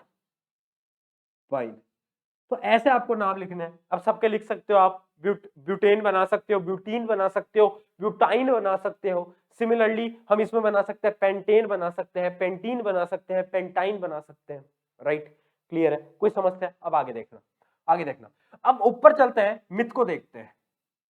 ये देखो इसका स्ट्रक्चर है, ऐसे 4 हाइड्रोजन जोड़ दो, 4 हाइड्रोजन जोड़ दो, तो ये तो क्या बन जाएगा, ये तो बन जाएगा हमारा मिथेन। ये तो एकदम क्लियर है। बट एक चीज याद रखना, एक कार्बन से क्या कहीं डबल बॉन्ड लग सकता है, क्या एक कार्बन हाइड्रोजन के साथ डबल बॉन्ड कर सकता है, नहीं कर सकता। क्यों, क्योंकि हाइड्रोजन खुद के पास, बेचारे के पास एक इलेक्ट्रॉन है, तो डबल बॉन्ड कैसे होगा। इसका मतलब एक कार्बन कभी भी एल्कीन फॉर्म नहीं करेगा और ना ही एल्काइन फॉर्म करेगा, केवल वो एल्केन फॉर्म करता है जिसका नाम होता है मीथेन। तो ना ही मिथाइन होता है कुछ, ना ही मिथाइन होता है, मिथीन नहीं होता और मिथाइन, दोनों में से कुछ नहीं होता। कभी कभार क्वेश्चन में हो सकता है कि भाई क्या मिथाइन या फिर मिथीन का कंपाउंड पॉसिबल है, और नहीं है तो क्यों नहीं है, तो इस वजह से नहीं है। ठीक, क्लियर है, एकदम क्लियर है, जल्दी बताएं। चलो आगे बढ़ते हैं, फटाफट फटाफट से आगे बढ़ते हैं। आई होप कि यहां तक एकदम क्लियर चल रहा है। किसी को कोई समस्या है तो एक बार पूछ लीजिए अभी तक। ये अभी हम देखो बिल्कुल बेसिक नोमेनक्लेचर पे, अभी हम नोमेनक्लेचर पे बड़े भी नहीं है, अभी हम थोड़ा एडवांस तरीका पढ़ेंगे अभी हम बाद में, टेंशन की कोई बात नहीं है। पूरा नोमेनक्लेचर आपको सिखा दूंगा, कभी दिक्कत नहीं आएगी। इवन मैं आपको ऑनेस्टली बताऊं, अगर आपने आज ढंग से पढ़ लिया ना, तो अगर आप 11th के अंदर केमिस्ट्री लेते हो, पीसीएम या पीसीबी लेते हो, तो भी आपको कोई प्रॉब्लम नहीं आएगी, ये मेरी गारंटी है। एक बार नोमेनक्लेचर अगर आपने आज समझ लिया है, ठीक है। बस बशर्ते है कि वीडियो हल्की सी लंबी है, सेशन हल्का सा लंबा है, मतलब लाइव सेशन हल्का सा लंबा है, बट तुम्हें फोकस रहना, चलो, है ना। एंड यार देखो, तुम सबका प्यार है जिस वजह से आज हम 1 लाख के पार कर पाए हैं, और वो भी 2 महीने के अंदर। इंडिया का one of the fastest growing educational channel में हमारा नाम आ चुका है। एंड ये सब तुम्हारी वजह से ही हो पाया। एंड हाँ, मेहनत तो थी, मेरी मेरी पूरी टीम की थी, हमारी पूरी टीम ने मेहनत करी है। एंड काफ़ी लेक्चर्स लिए हैं मैंने, एंड उसकी भी मेहनत है। बट हाँ, at the end of the day फिर भी अगर तुम नहीं होते तो शायद हम भी यहाँ नहीं पूछते। तो हाँ, तुम्हारे लिए सरप्राइजेस तो हम लाते रहेंगे बड़े बड़े, है ना। और आपको पता है कि यार जो EXP का वादा है, फ्री एजुकेशन, वो तो चलता रहेगा। चलो तो आगे बढ़े, यहाँ तक सब कुछ क्लियर है ना, यहाँ तक सब कुछ क्लियर है ना। तो ये सब कंपाउंड है, आप देख सकते हो, methane, ethane, propane, butane, pentane, hexane, heptane. तो इस प्रकार से स्ट्रक्चर बन रहे होते हैं। आई होप कि आपको सारी चीजें क्लियर हो गई हो। अब देखो, 2 प्रकार के कंपाउंड होते हैं, एक होता है सैचुरेटेड और अनसैचुरेटेड। उनके बीच में क्या डिफरेंस होता है, एक होता है सैचुरेटेड और एक होता है अनसैचुरेटेड। इनके बीच में क्या डिफरेंस होता है, समझेंगे।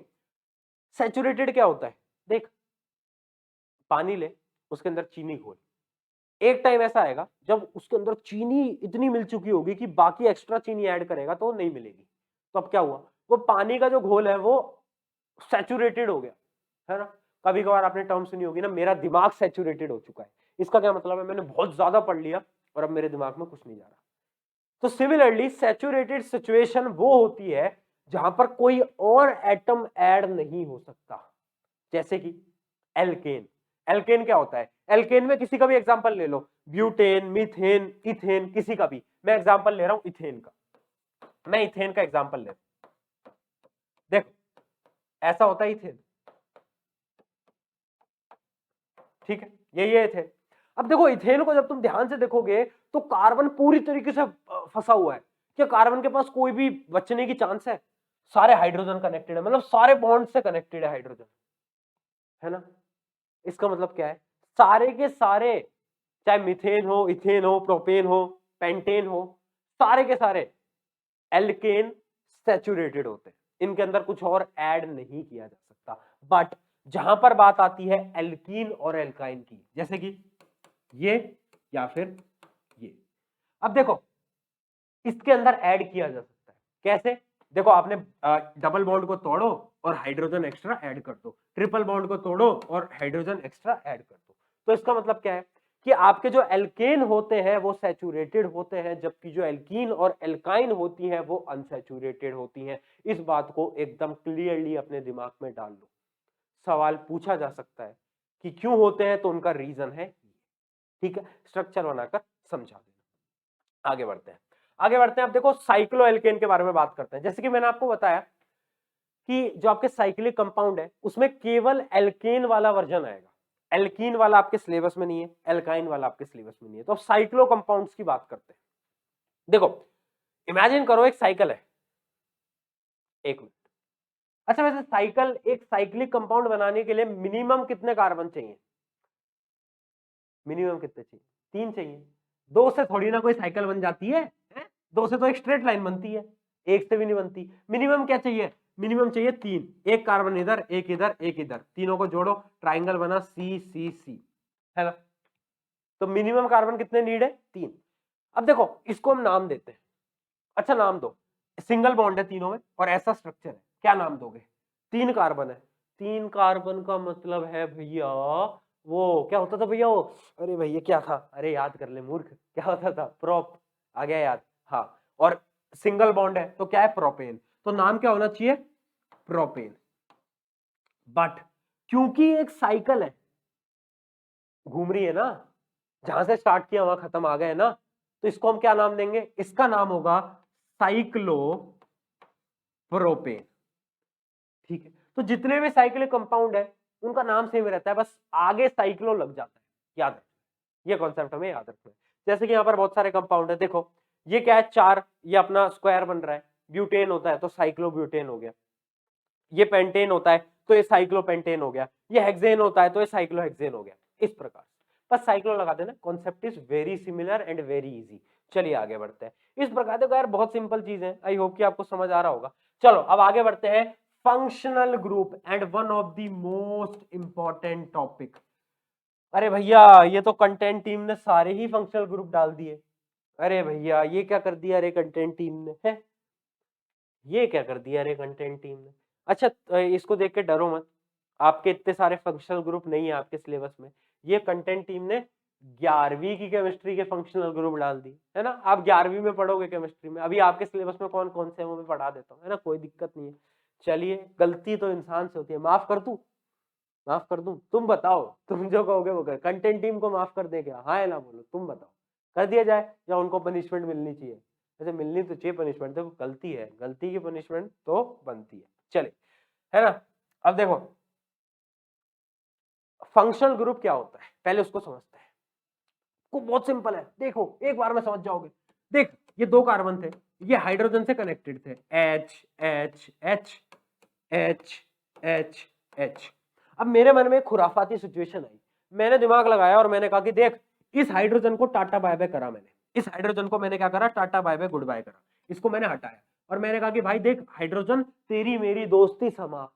मैंने अपनी नई दोस्त बुला ली है, उस दोस्त का नाम है क्लोरीन, क्लोरीन लगा दिया, Cl लग रहा है ना भैया, Cl क्लोरीन, ठीक है, मैंने अपना नया दोस्त बुला लिया है क्या, क्लोरीन, ठीक है, अब मेरी दोस्ती हो गई क्लोरीन से।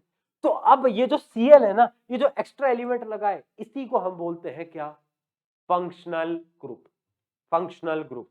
तो ये तो मैंने केवल एक एग्जांपल दिया है Cl का, ऐसे हम बहुत अलग अलग चीजें लगाते हैं, ठीक है।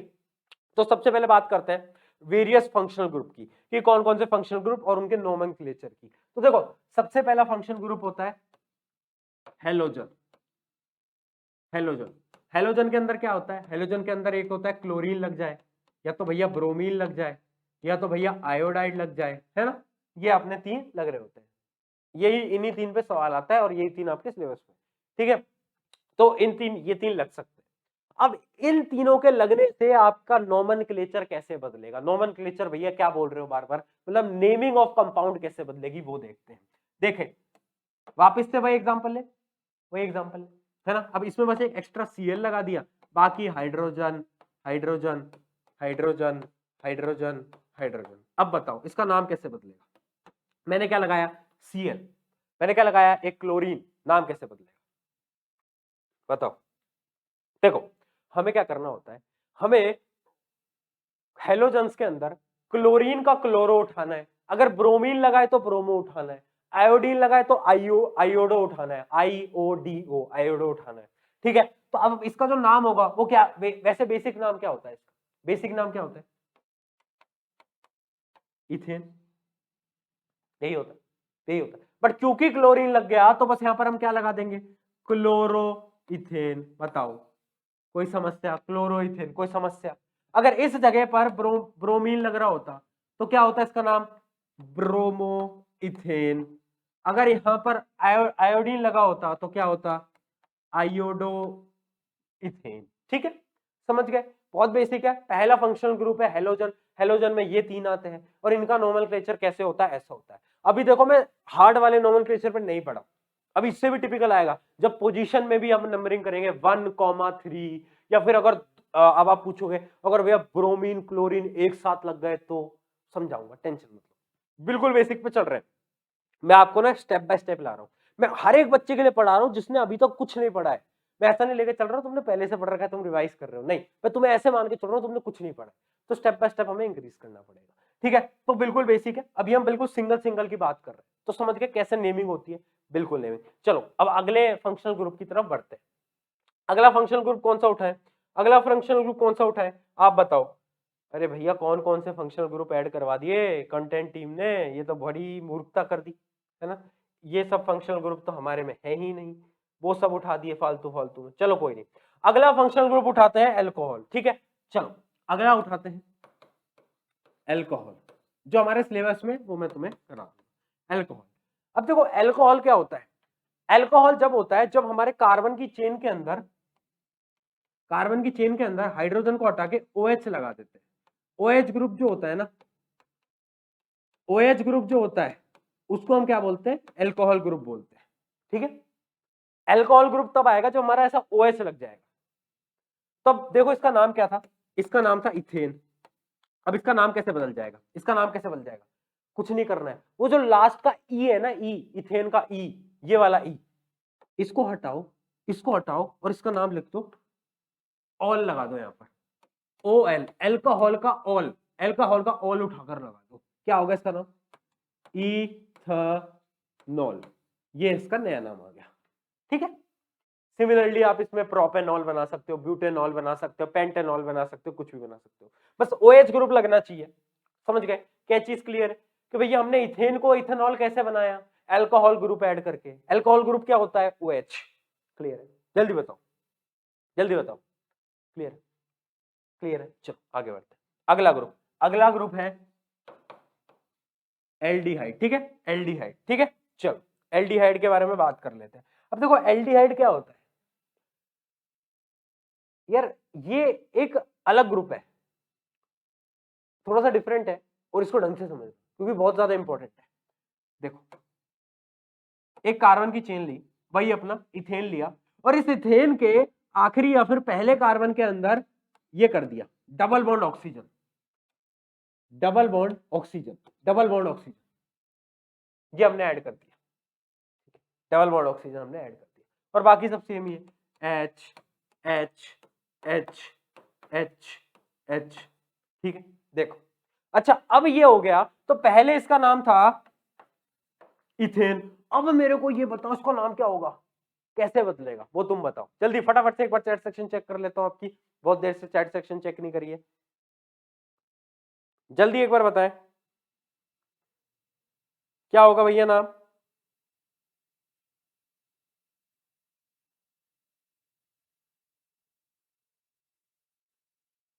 अरे बताओ यार, एक मिनट स्टूडेंट्स, मैं पानी पी लूं, जस्ट में 1 मिनट देना।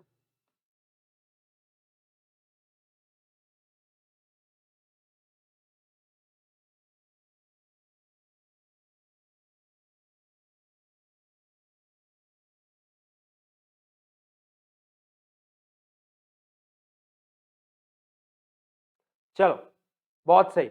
अच्छा अच्छा अच्छा, बच्चे कह रहे भैया आपने नाम तो पूरा, ओ सॉरी सॉरी, बताया ही नहीं तुमने तो।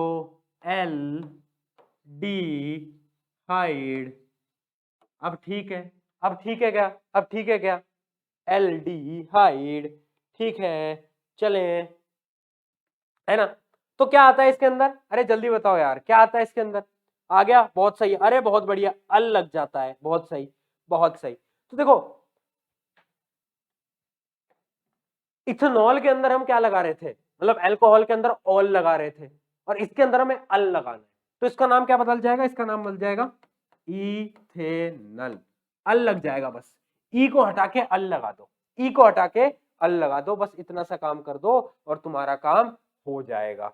अब एक चीज याद रखना, इसमें एक पॉइंट है, जब भी हमारी बड़ी चेन है, जैसे कि मान लो बहुत सारे कार्बन है, 4 कार्बन है, तो एल्डिहाइड हमेशा या तो फर्स्ट कार्बन पे लगता है या तो लास्ट कार्बन पे लगता है, मतलब या तो डबल बॉन्ड ओ इधर होना चाहिए या फिर डबल बॉन्ड ओ इधर होना चाहिए। अगर सेंटर पे है डबल बॉन्ड ओ तो ये फंक्शनल ग्रुप नहीं होता, तो अगला फंक्शनल ग्रुप होता है कौन सा, देखो अगला फंक्शनल ग्रुप है कीटोन।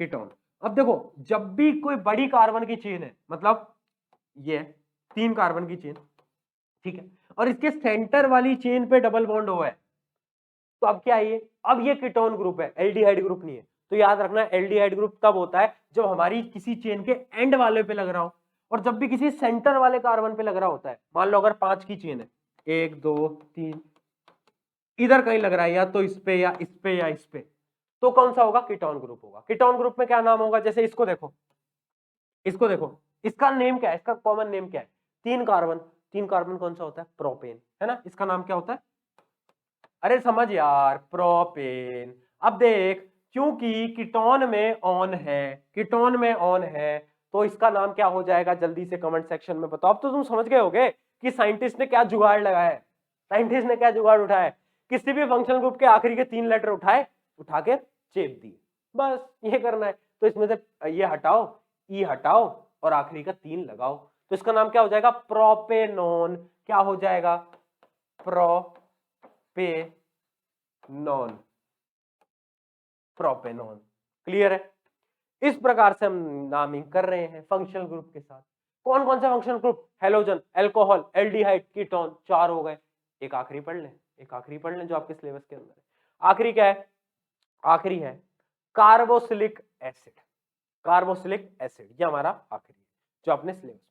देखो कार्बोक्सिलिक एसिड कैसा होता है, जैसे कार्बन है, जैसे कार्बन और उसके लास्ट या फिर फर्स्ट कार्बन के अंदर, लास्ट या फिर फर्स्ट कार्बन के अंदर डबल बॉन्ड O है और साथ साथ में OH भी है, डबल बॉन्ड O है और साथ साथ में OH भी है, मतलब इथेनॉल भी आ गया, मतलब इथेनॉल नहीं अल्कोहल भी आ गया और ये हमारा एल्डिहाइड भी आ गया। दोनों जब मिल जाते हैं तो इस ग्रुप का नाम है कौन सा, कार्बोक्सिलिक एसिड। क्या है, कार्बोक्सिलिक एसिड। तो देखो इसका नाम क्या होगा, इसको वैसे नाम क्या होता है अपना, प्रोपेन। अब इसका नाम क्या होगा, कमेंट सेक्शन में जल्दी बताओ क्या होगा, क्या होगा, बहुत बढ़िया। इस ग्रुप का नाम है कार्बोक्सिलिक एसिड, और जब भी इसके किसी भी आपको चेंज करना है ना इसके नेमिंग के अकॉर्डिंग, तो हम देख ई को हटाएंगे, ई को हटाएंगे और ओइक ऐड कर देंगे, ओइक, ओइक, तो इसका नाम क्या हो जाएगा, प्रोपेनोइक, प्रोपेनोइक एसिड। याद रखना ओइक हम ऐड कर देंगे लास्ट में और इसको हम नाम दिखा देंगे प्रोपेनोइक एसिड। जैसे कि मैं आपको एक एग्जांपल भी दिखा देता हूं, आई होप कि यहां पर कहीं ना कहीं होगा। ये देखो कार्बोक्सिलिक ग्रुप है, कार्बोक्सिलिक में क्या करते हैं हम, जैसे पेंटेन था, पेंटेन को मुझे कन्वर्ट करना था तो मैंने क्या करा, पेंटेनोइक एसिड OIC को लास्ट में ऐड कर देंगे, ई को हटाया और OIC को ऐड कर दिया, और एसिड तो है ही क्योंकि ग्रुप का नाम कार्बोक्सिलिक एसिड है तो एसिड तो लगाना पड़ेगा। बहुत सिंपल है, pentanoic acid, propanoic acid, butanoic acid, simple. समझ गए, समझ गए। तो ये सारे हमारे किसके एग्जांपल हो गए, ये सारे हमारे हो गए आपके फंक्शनल ग्रुप। तो अब देखो कितनी आसान है नेमिंग, नेमिंग हम कितनी आसानी से सीख रहे हैं, सारे फंक्शनल ग्रुप हो गए। एक और फंक्शनल ग्रुप तुम्हें समझा देता हूं, है ना, वो भी एज अ बोनस ले लो। देखो अगर एक कार्बन चेन है और उसमें उसमें क्या हुआ, मान लो यहां पर एक अलग ही फंक्शनल ग्रुप लगा है, कौन सा वाला, CH, देखो ध्यान से देखना बहुत ज्यादा इंपॉर्टेंट है, CH3। मतलब एक कार्बन होता है उसमें कितनी चीजें अटैच हो सकती हैं, 4, है ना। अब अगर मैंने एक हाइड्रोजन को हटाकर इसके एंड से एक पूरी कार्बन चेन को अटैच कर दिया तो उसका एक अलग ग्रुप होता है, ठीक है, उसका एक अलग ग्रुप होता है। तो जो ये CH3 है ना, इसको हम पता क्या बोलेंगे, इसको हम बोलेंगे, वैसे CH4 क्या होता है, CH4 होता है मीथेन, यही होता है, इसको हम बोलते हैं मिथाइल, क्या बोलते हैं, मिथाइल। और अगर यहां पर CH3 की जगह इथेन से रिलेटेड कुछ होता, मतलब इथेन से एक हाइड्रोजन हटाओ और उस इथेन को इस चेन से ऐड कर दो, तो हम उसको क्या बोलते हैं, उसको हम बोलते हैं इथाइल, इथाइल या फिर प्रोपाइल। समझ गए, कर क्या रहे हैं, किसी भी कार्बन चेन के अगर एक हाइड्रोजन को हटाकर उसको दूसरी कार्बन की चेन से अटैच कर देते हैं तो उसका फिर जो नाम हो जाता है वो बदल जाता है, जैसे मिथाइल, इथाइल, प्रोपाइल। तो अब इसका नाम क्या होगा, इस पूरे का नाम क्या होगा, इस पूरे का नाम क्या होगा वो तुम्हें सोचना है और बताओ इस पूरे का क्या नाम होगा, वो तुम्हें कमेंट सेक्शन के अंदर बताना है। वैसे आगे जब IUPAC पढ़ेंगे तो इसके बारे में पूरा डिटेल में पढ़ ही लेंगे, बट हाँ इसका भी तुम्हें नाम कमेंट सेक्शन बताना है और ये तुम्हारा अभी के लिए होमवर्क है, ठीक है। इस कंपाउंड का नाम क्या होगा, बता दो यार, इस वाले कंपाउंड का क्या नाम होगा। या फिर चलो कार्बन इधर से हटाते हैं, इधर से कार्बन हटाते हैं, अच्छा नहीं लग रहा है यहाँ पर मुझे कार्बन, और मैंने कार्बन को यहां लगा दिया, ठीक है। अब बताना उस वो वाला कंपाउंड तो फिर 5 चेन वाला बन जाता, पेंटेन बन जाता। अब बताओ, अब बताओ, कार्बन को यहां पर लगा दिया, ठीक है, क्लियर। तो अब आपको बताना है कि इस कंपाउंड का क्या नाम होना चाहिए, ठीक है। चलो अब IUPAC की पूरी डिटेलिंग में पढ़ते हैं एंड IUPAC के हर एक पॉइंट को पढ़ेंगे ढंग से, ये बहुत ज्यादा इंपॉर्टेंट अब मैं बताने वाला हूं। और अगर तुमने आज समझ लिया 11वीं में तुम्हें प्रॉब्लम नहीं आएगी। आई होप फंक्शनल ग्रुप यहां तक क्लियर होंगे, कार्बोक्सिलिक एसिड वाला क्लियर हो गया होगा, एल्डिहाइड, कीटोन, अल्कोहल, हेलोजन, और ये अपना जो एल्काइल ग्रुप होता है, इस ग्रुप को एल्काइल ग्रुप बोलते हैं, ठीक है, एल्काइल ग्रुप। ये आपके सिलेबस में, आपके जितने भी फंक्शनल ग्रुप सिलेबस में वो मैंने सारे करा दिए, इसके अलावा कोई आपके सिलेबस में नहीं है, ठीक है। अब देखो आगे, आगे हम पढ़ते हैं IUPAC नोमेनक्लेचर। IUPAC क्या है, एक ऐसी संस्था जिसने कि बहुत सारे नोमेनक्लेचर दिए। चलो आगे समझाते हैं, सबसे पहले आपके कुछ डाउट्स वगैरह देख लेते हैं। यहां तक एकदम क्लियर है क्या, यहां तक एकदम क्लियर है क्या, पहले वो बता दो बस, यहां तक एकदम क्लियर है क्या, पहले वो बता दो फटाफट से, फिर हम आगे बढ़ते हैं। IUPAC नोमेनक्लेचर पढ़ते हैं, जल्दी बताएं, एकदम क्लियर, अरे बहुत बढ़िया, बहुत बढ़िया, आगे बढ़ा जाए फिर, करें शुरू। IUPAC नोमेनक्लेचर, चलो तो सबसे पहले जोश मीटर लिख दो कि भैया जोश कैसा है यहां तक। देखो अभी 1 घंटे की क्लास और चलेगी तो पहले ही बता रहा हूं, हाँ लेक्चर लंबा है, 2 घंटे का लेक्चर है, बट वर्थ इट है। अगर तुमने पढ़ लिया ना दिमाग खुल जाएगा तुम्हारा, तो तैयार रहो और बताओ, ठीक है। चलिए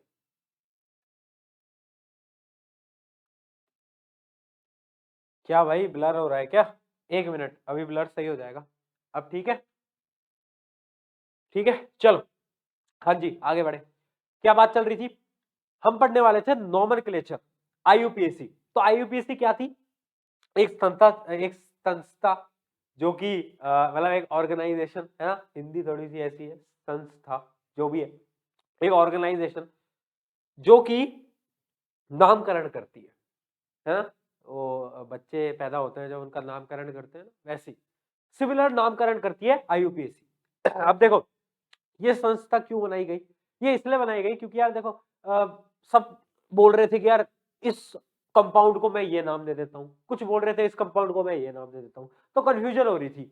तो मार्केट में साइंटिस्ट आए और उन्होंने बोला कि एक संस्था बनाते हैं जो कि ये नामकरण देख लेगी, ठीक है। तो अब उसके कुछ रूल्स बताने वाला हूँ। वैसे आपको बहुत सारी चीजें मैंने बता दी है, जैसे कि मैंने आपको इथेन, इथीन, मिथीन, वो जो इन आइन इन वाला जो सिस्टम है वो समझा दिया। उसके अलावा आपको सारे ग्रुप समझा दिए, हेलोजन वगैरह सब कुछ समझा दिया, ठीक है। इथाइल मिथाइल भी आप समझ चुके हो। तो अब बहुत कम चीजें जो आपको समझनी है, बट ये जो रूल है वो बहुत इंपॉर्टेंट है, तो ध्यान से समझना। देखो रूल क्या होते हैं। रूल नंबर 1 पढ़ो, पहले एक बार स्क्रीन पे पढ़ो फटाफट से, खुद से रीड करो, खुद से रीड करो जल्दी, खुद से रीड करेंगे जल्दी से, कर लिया। चलो देखो पहला पॉइंट क्या है। पहला पॉइंट ये कहता है मेरे भाइयों मेरी बहनों, ध्यान से समझेंगे, कि हमें सबसे पहले लॉन्गेस्ट चेन को पकड़ना है। लॉन्गेस्ट चेन ऑफ कार्बन, इसका क्या मतलब है, देखो इसको देखो। अब इसके अंदर आप बहुत सारी चेन देख सकते हो, एक चेन तो ऐसे है, एक चेन ऐसे है, और एक ऐसे घुमा कर भी ले सकते हैं। हमें देखना है कौन सी चेन में सबसे ज्यादा कार्बन आ सकते हैं। सबसे पहले तो देखो कौन सी चेन में आ सकते हैं। अगर मैं ऐसे लूंगा तो 1 2 3 4 5 आएंगे, अगर मैं ऐसे लूंगा तो 1 2 3 4 ही आएंगे, और अगर मैं ऐसे लूंगा 1 2 3 4 5 6, मतलब ऐसे घुमाकर अगर मैं लूं, इसमें क्या होंगे, सबसे ज्यादा कार्बन आएंगे। तो हमें क्या करना है, इस चेन को सबसे पहले पकड़ना है। अब मैंने क्या करा, इस चेन का नामकरण कर दिया। कैसे, इस चेन का नामकरण क्या करूंगा, 6 कार्बन है, सिंगल बॉन्ड है, नाम रख दिया मैंने हेक्सेन, ठीक है। सबसे पहला पॉइंट है। अब मुझे क्या करना है, अब मुझे नंबरिंग देखनी है। पॉइंट नंबर 2 ध्यान से देखना, नंबरिंग देखनी है। अब मुझे देखना है कि जो ग्रुप है ना, एक्स्ट्रा ग्रुप, वो कौन से नंबर पे अटैच्ड है। ध्यान से देखो, अब देखो इस चेन को अलग से देखो, ये पूरी एक चेन है, और इन दोनों को अलग से देखो। पेन बदल देता हूं ताकि आपको और क्लियरली समझ आए। ये एक अलग से, ये चेन अलग है, और ये एक पूरी एक चेन है, ठीक है, समझ गए। अब ये देखो कि किस नंबर पे चेन लग रही है, ये 2 कार्बन किस नंबर पे लगे हैं। तो देखो 2 तरीके होते हैं काउंट करने के, या तो आप यहां से करो 1 2 3, 3 पे लग रही है, या तो आप यहां से करो 1 2 3 4। देखो कौन सा तरीका आपको बढ़िया लगता है। आपके बढ़िया लगने ना लगने से कुछ होता नहीं है, क्योंकि IUPAC ने रूल दिया है कि जहां पर नंबर सबसे कम होगा वहां से हम नंबरिंग स्टार्ट करेंगे। तो नंबर कहां से कम है, यहां से 1 2 3, 3 पे ही आ गया। और अब इस ग्रुप को देखो, ये ग्रुप क्या है, 2 कार्बन की चेन अटैच्ड है। इस ग्रुप को हम क्या बोलते थे, इथाइल। तो इस पूरे कंपाउंड का नाम क्या होगा, ध्यान से देखना क्या लिखने जा रहा हूं मैं। एक मिनट, जस्ट अ मिनट, पेन ही नीचे गिर गया, एक मिनट, जस्ट अ मिनट। चलो इस ग्रुप को हम क्या नाम देंगे, ध्यान से देखना, 2 इथाइल। 2 क्यों दिया, क्योंकि दूसरे नंबर पे कनेक्टेड है। 2 इथाइल, आगे क्या है, हेक्सेन। क्या है भैया, हेक्सेन। समझे कि नहीं, समझे कि नहीं। अभी बहुत एग्जांपल कराएंगे, बस बेसिक सा रूल समझा रहा हूं। पहला रूल क्या है, पहला रूल है लॉन्गेस्ट चेन को पकड़ना है और उससे नंबरिंग करनी है। नंबरिंग कैसे करनी है कि सबसे कम वाले पे आए, सबसे कम वाले पे आए। रूल नंबर 2 ध्यान से देखते चलना, बिल्कुल क्लियर हो जाएगा। रूल नंबर 2 बहुत आसान है, फंक्शनल ग्रुप अगर अटैच होगा तो उसका नामकरण कैसे करना है वो मैंने आपको समझा दिया। हेलोजन आएगा तो क्लोरो पहले आता है ना। अगर एल्डिहाइड आया तो क्या आता था आपको पता है, कीटोन आता था तो ऑन लग जाता था। ये सारी चीज आपको पता है। अल्कोहल में ऑल, लास्ट में ऑल लग जाता है। तो ये सारी चीजें आपको पता है, ये वाले रूल आपको बताने की जरूरत नहीं। आगे बढ़ते हैं। अगला रूल क्या है, if the carbon chain is unsaturated, जब भी कार्बन चेन अनसैचुरेटेड है मतलब या तो डबल बॉन्ड है, जब भी डबल बॉन्ड होंगे तो आखिरी में क्या आएगा, एन, है ना, मतलब ये तो सिंगल बॉन्ड में आता है AN, ठीक है। और जब भी डबल बॉन्ड है तो क्या आएगा, इन, और जब भी ट्रिपल बॉन्ड है तो क्या आएगा, YNE, ठीक है। ये बेसिक सा फंडामेंटल आपको पता है। ये बहुत सिंपल चीज है, एल्केन एल्कीन एल्काइन वही वाला सिंपल फिनोमिना है। आगे देखते हैं, ये सब तो मैंने आपको फंक्शनल ग्रुप बता ही दिए, तो इसको पढ़ के क्या ही होगा। चलो कुछ बेसिक से एग्जांपल देख लेते हैं। ये वाला पहले इसका नामकरण कर दो, इसका नामकरण कर दो। 1 2 3, ध्यान से देखना, 1 2 3 और क्लोरीन अटैच्ड है, क्या होगा, क्लोरो, और ये क्या है 1 2 3 प्रोपेन। अब देखो इसके अंदर क्लोरीन अटैच्ड कहां है, पहले नंबर के कार्बन पे, पहले नंबर के कार्बन पे अटैच्ड है ना। इसका मतलब इसका पूरा नाम होगा 1 क्लोरो प्रोपेन, यही होगा। अब देखो क्योंकि यहाँ 1 है तो मुझे 1 लिखने की जरूरत नहीं है, जब भी 1 होता है तो मुझे लिखने की जरूरत नहीं होती। बट अगर ये क्वेश्चन ऐसा होता, ध्यान से देखना, अगर ये क्वेश्चन ऐसा होता कि बीच वाले पे Cl कनेक्टेड होता तो इसका नाम पता है क्या होता? अब यहां पर होता, देखो कौन से पे, 1 और 2 दूसरे कार्बन पे अटैच्ड है, तो जब भी नाम आएगा दूसरे कार्बन का तो मुझे नाम देना पड़ेगा 2 क्लोरोप्रोपेन। अब मुझे नामकरण करना पड़ेगा, ठीक है, समझ गए? क्लियर है क्या? किसी को कोई डाउट है क्या, कोई समस्या है क्या किसी को? जल्दी से बताओ, जल्दी से बताओ। बहुत बढ़िया, एकदम क्लियर है, आगे बढ़ते हैं, फटाफट से देखते चलना। सिमिलर सी ये चीज है कि भाई किसी भी एग्जांपल को उठा लो। अब देखो इसमें OH है, OH है, तो अब देखो इसके अंदर OH किस नंबर पे है? सेकंड नंबर पे, 1 2 सेकंड नंबर पे है, तो इसका नाम क्या होगा? ध्यान से देखना, इसके नाम देने के दो तरीके। वैसे अगर आप ग्रुप देखोगे तो इसका नाम होना चाहिए था प्रोपेनॉल, बट क्योंकि अल्कोहल दूसरे नंबर पे है तो इसको मैं नाम दूंगा 2 प्रोपेनॉल, मैं इसको दूंगा 2 प्रोपेनॉल, या फिर कहीं कहीं पर कुछ कुछ किताबों में ऐसे भी लिखते हैं प्रोपेन और यहां पर डैश लगा के 2 ऑल, ऐसे इस प्रकार से भी कहीं कहीं पर लिखा जाता है। बट अगर तुम 2 प्रोपेनॉल भी लिख के आओगे तो भी आपका कोई नंबर नहीं काटेगा बोर्ड के अंदर, तो टेंशन की कोई बात नहीं है, कैसे भी लिख के आओ कोई फर्क नहीं पड़ता। बट आसान तरीका यह है 2 प्रोपेनॉल, समझ गए? इस प्रकार से क्वेश्चन करना है। अब देखो एक एक प्रकार का क्वेश्चन और दिखा देता हूं, है ना, सारे प्रकार के क्वेश्चन आज ही कर लेंगे, कोई समस्या नहीं है। ये देखो, अब मैंने क्या करा, Cl Cl, अरे 2 Cl लगा दिए भैया, आप बोलो अब होगी समस्या, समस्या खड़ी हो गई, 2 Cl लग गए, अब क्या करें, अब क्या करें?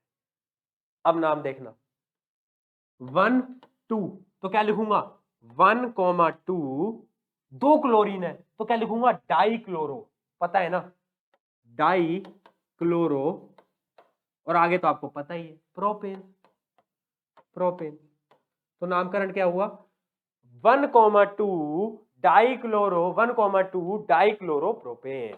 याद रखेंगे, याद रखेंगे नामकरण कैसे करना होता है। अगर 3 क्लोरीन होते तो क्या होता 1,2,3 ट्राइक्लोरोप्रोपेन, इस प्रकार से नामकरण कर रहे होते हैं।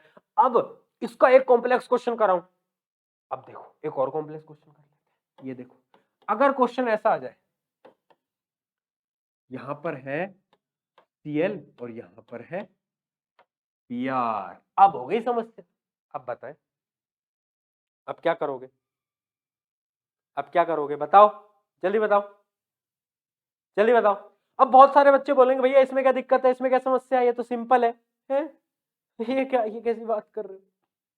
मैं लिख दूंगा भैया ये 1 क्लोरो 2 ब्रोमो, है ना, और ये क्या है प्रोपेन, भैया लिख दूंगा मैं, इसमें क्या है यार, भैया आप भी आसान सा सवाल देते तो। अरे नहीं मूर्ख, आसान सवाल नहीं है, यहीं पर तो गेम था।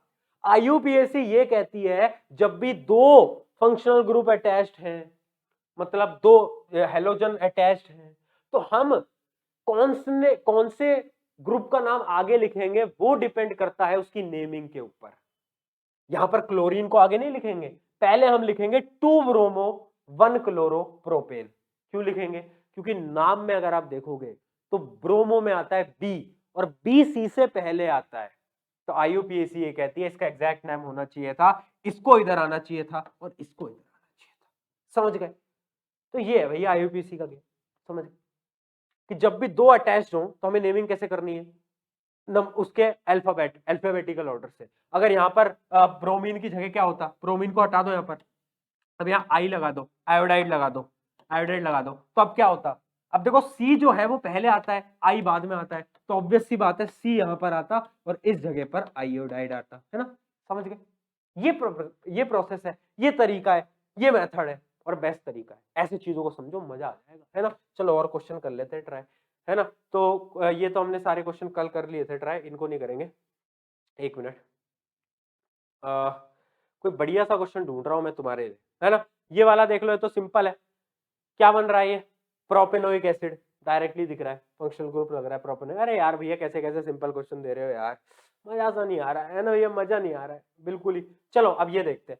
अच्छा ये तो एक और सिंपल क्वेश्चन है, ये क्या है, ये देख लो, ये क्या है, ब्यूटेनोइक एसिड, और ये क्या है, OH ग्रुप लग रहा है, 4 कार्बन है, ब्यूटेनॉल। ठीक है, तो ये बिल्कुल बेसिक बेसिक से क्वेश्चन है एंड ये तो आप मुंह जुबानी बोल सकते हो, इनमें कोई समस्या आपको आनी नहीं चाहिए। ठीक है, तो आई होप कि यहाँ इन क्वेश्चंस में कोई भी समस्या नहीं होगी, इनको प्रैक्टिस कर लेना। टेलीग्राम पे पूरी की पूरी पीडीएफ डाल दूंगा, आप अपने एंड से इसको प्रैक्टिस करेंगे।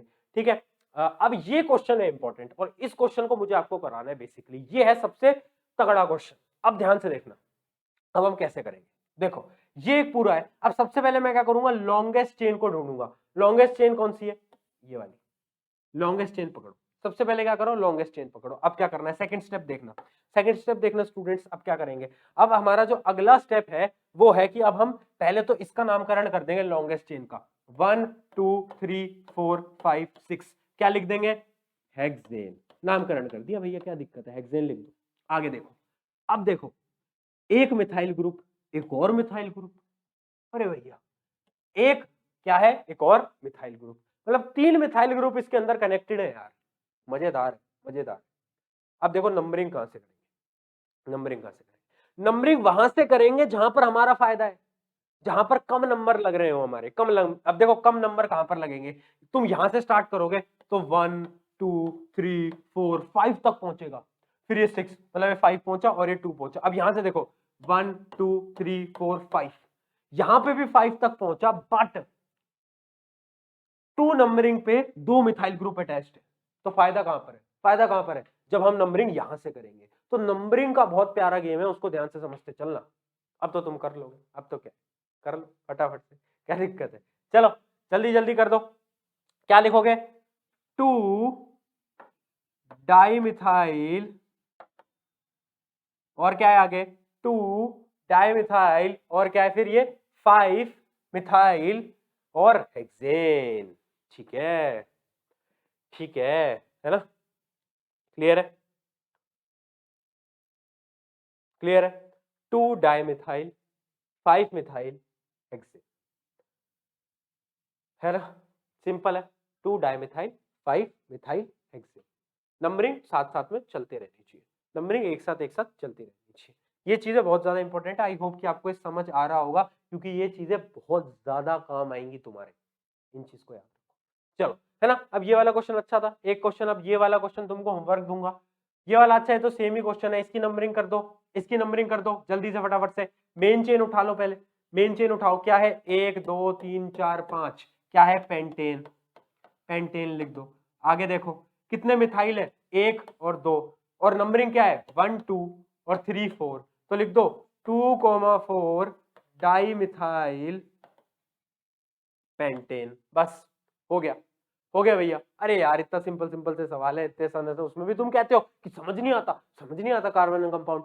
अरे मूर्ख, कैसे समझ आएगा, ध्यान लगा के जिस दिन तूने पढ़ना शुरू कर दिया, मैं आपको एक चीज बता रहा हूँ ऑनेस्टी से, जिस दिन तूने ध्यान लगाकर पढ़ना शुरू कर दिया ना, जिस दिन तूने दुनिया भुला दी और तूने कहा कि भाई आज तो लगकर पढ़ना है, जिस दिन तूने ये कर लिया,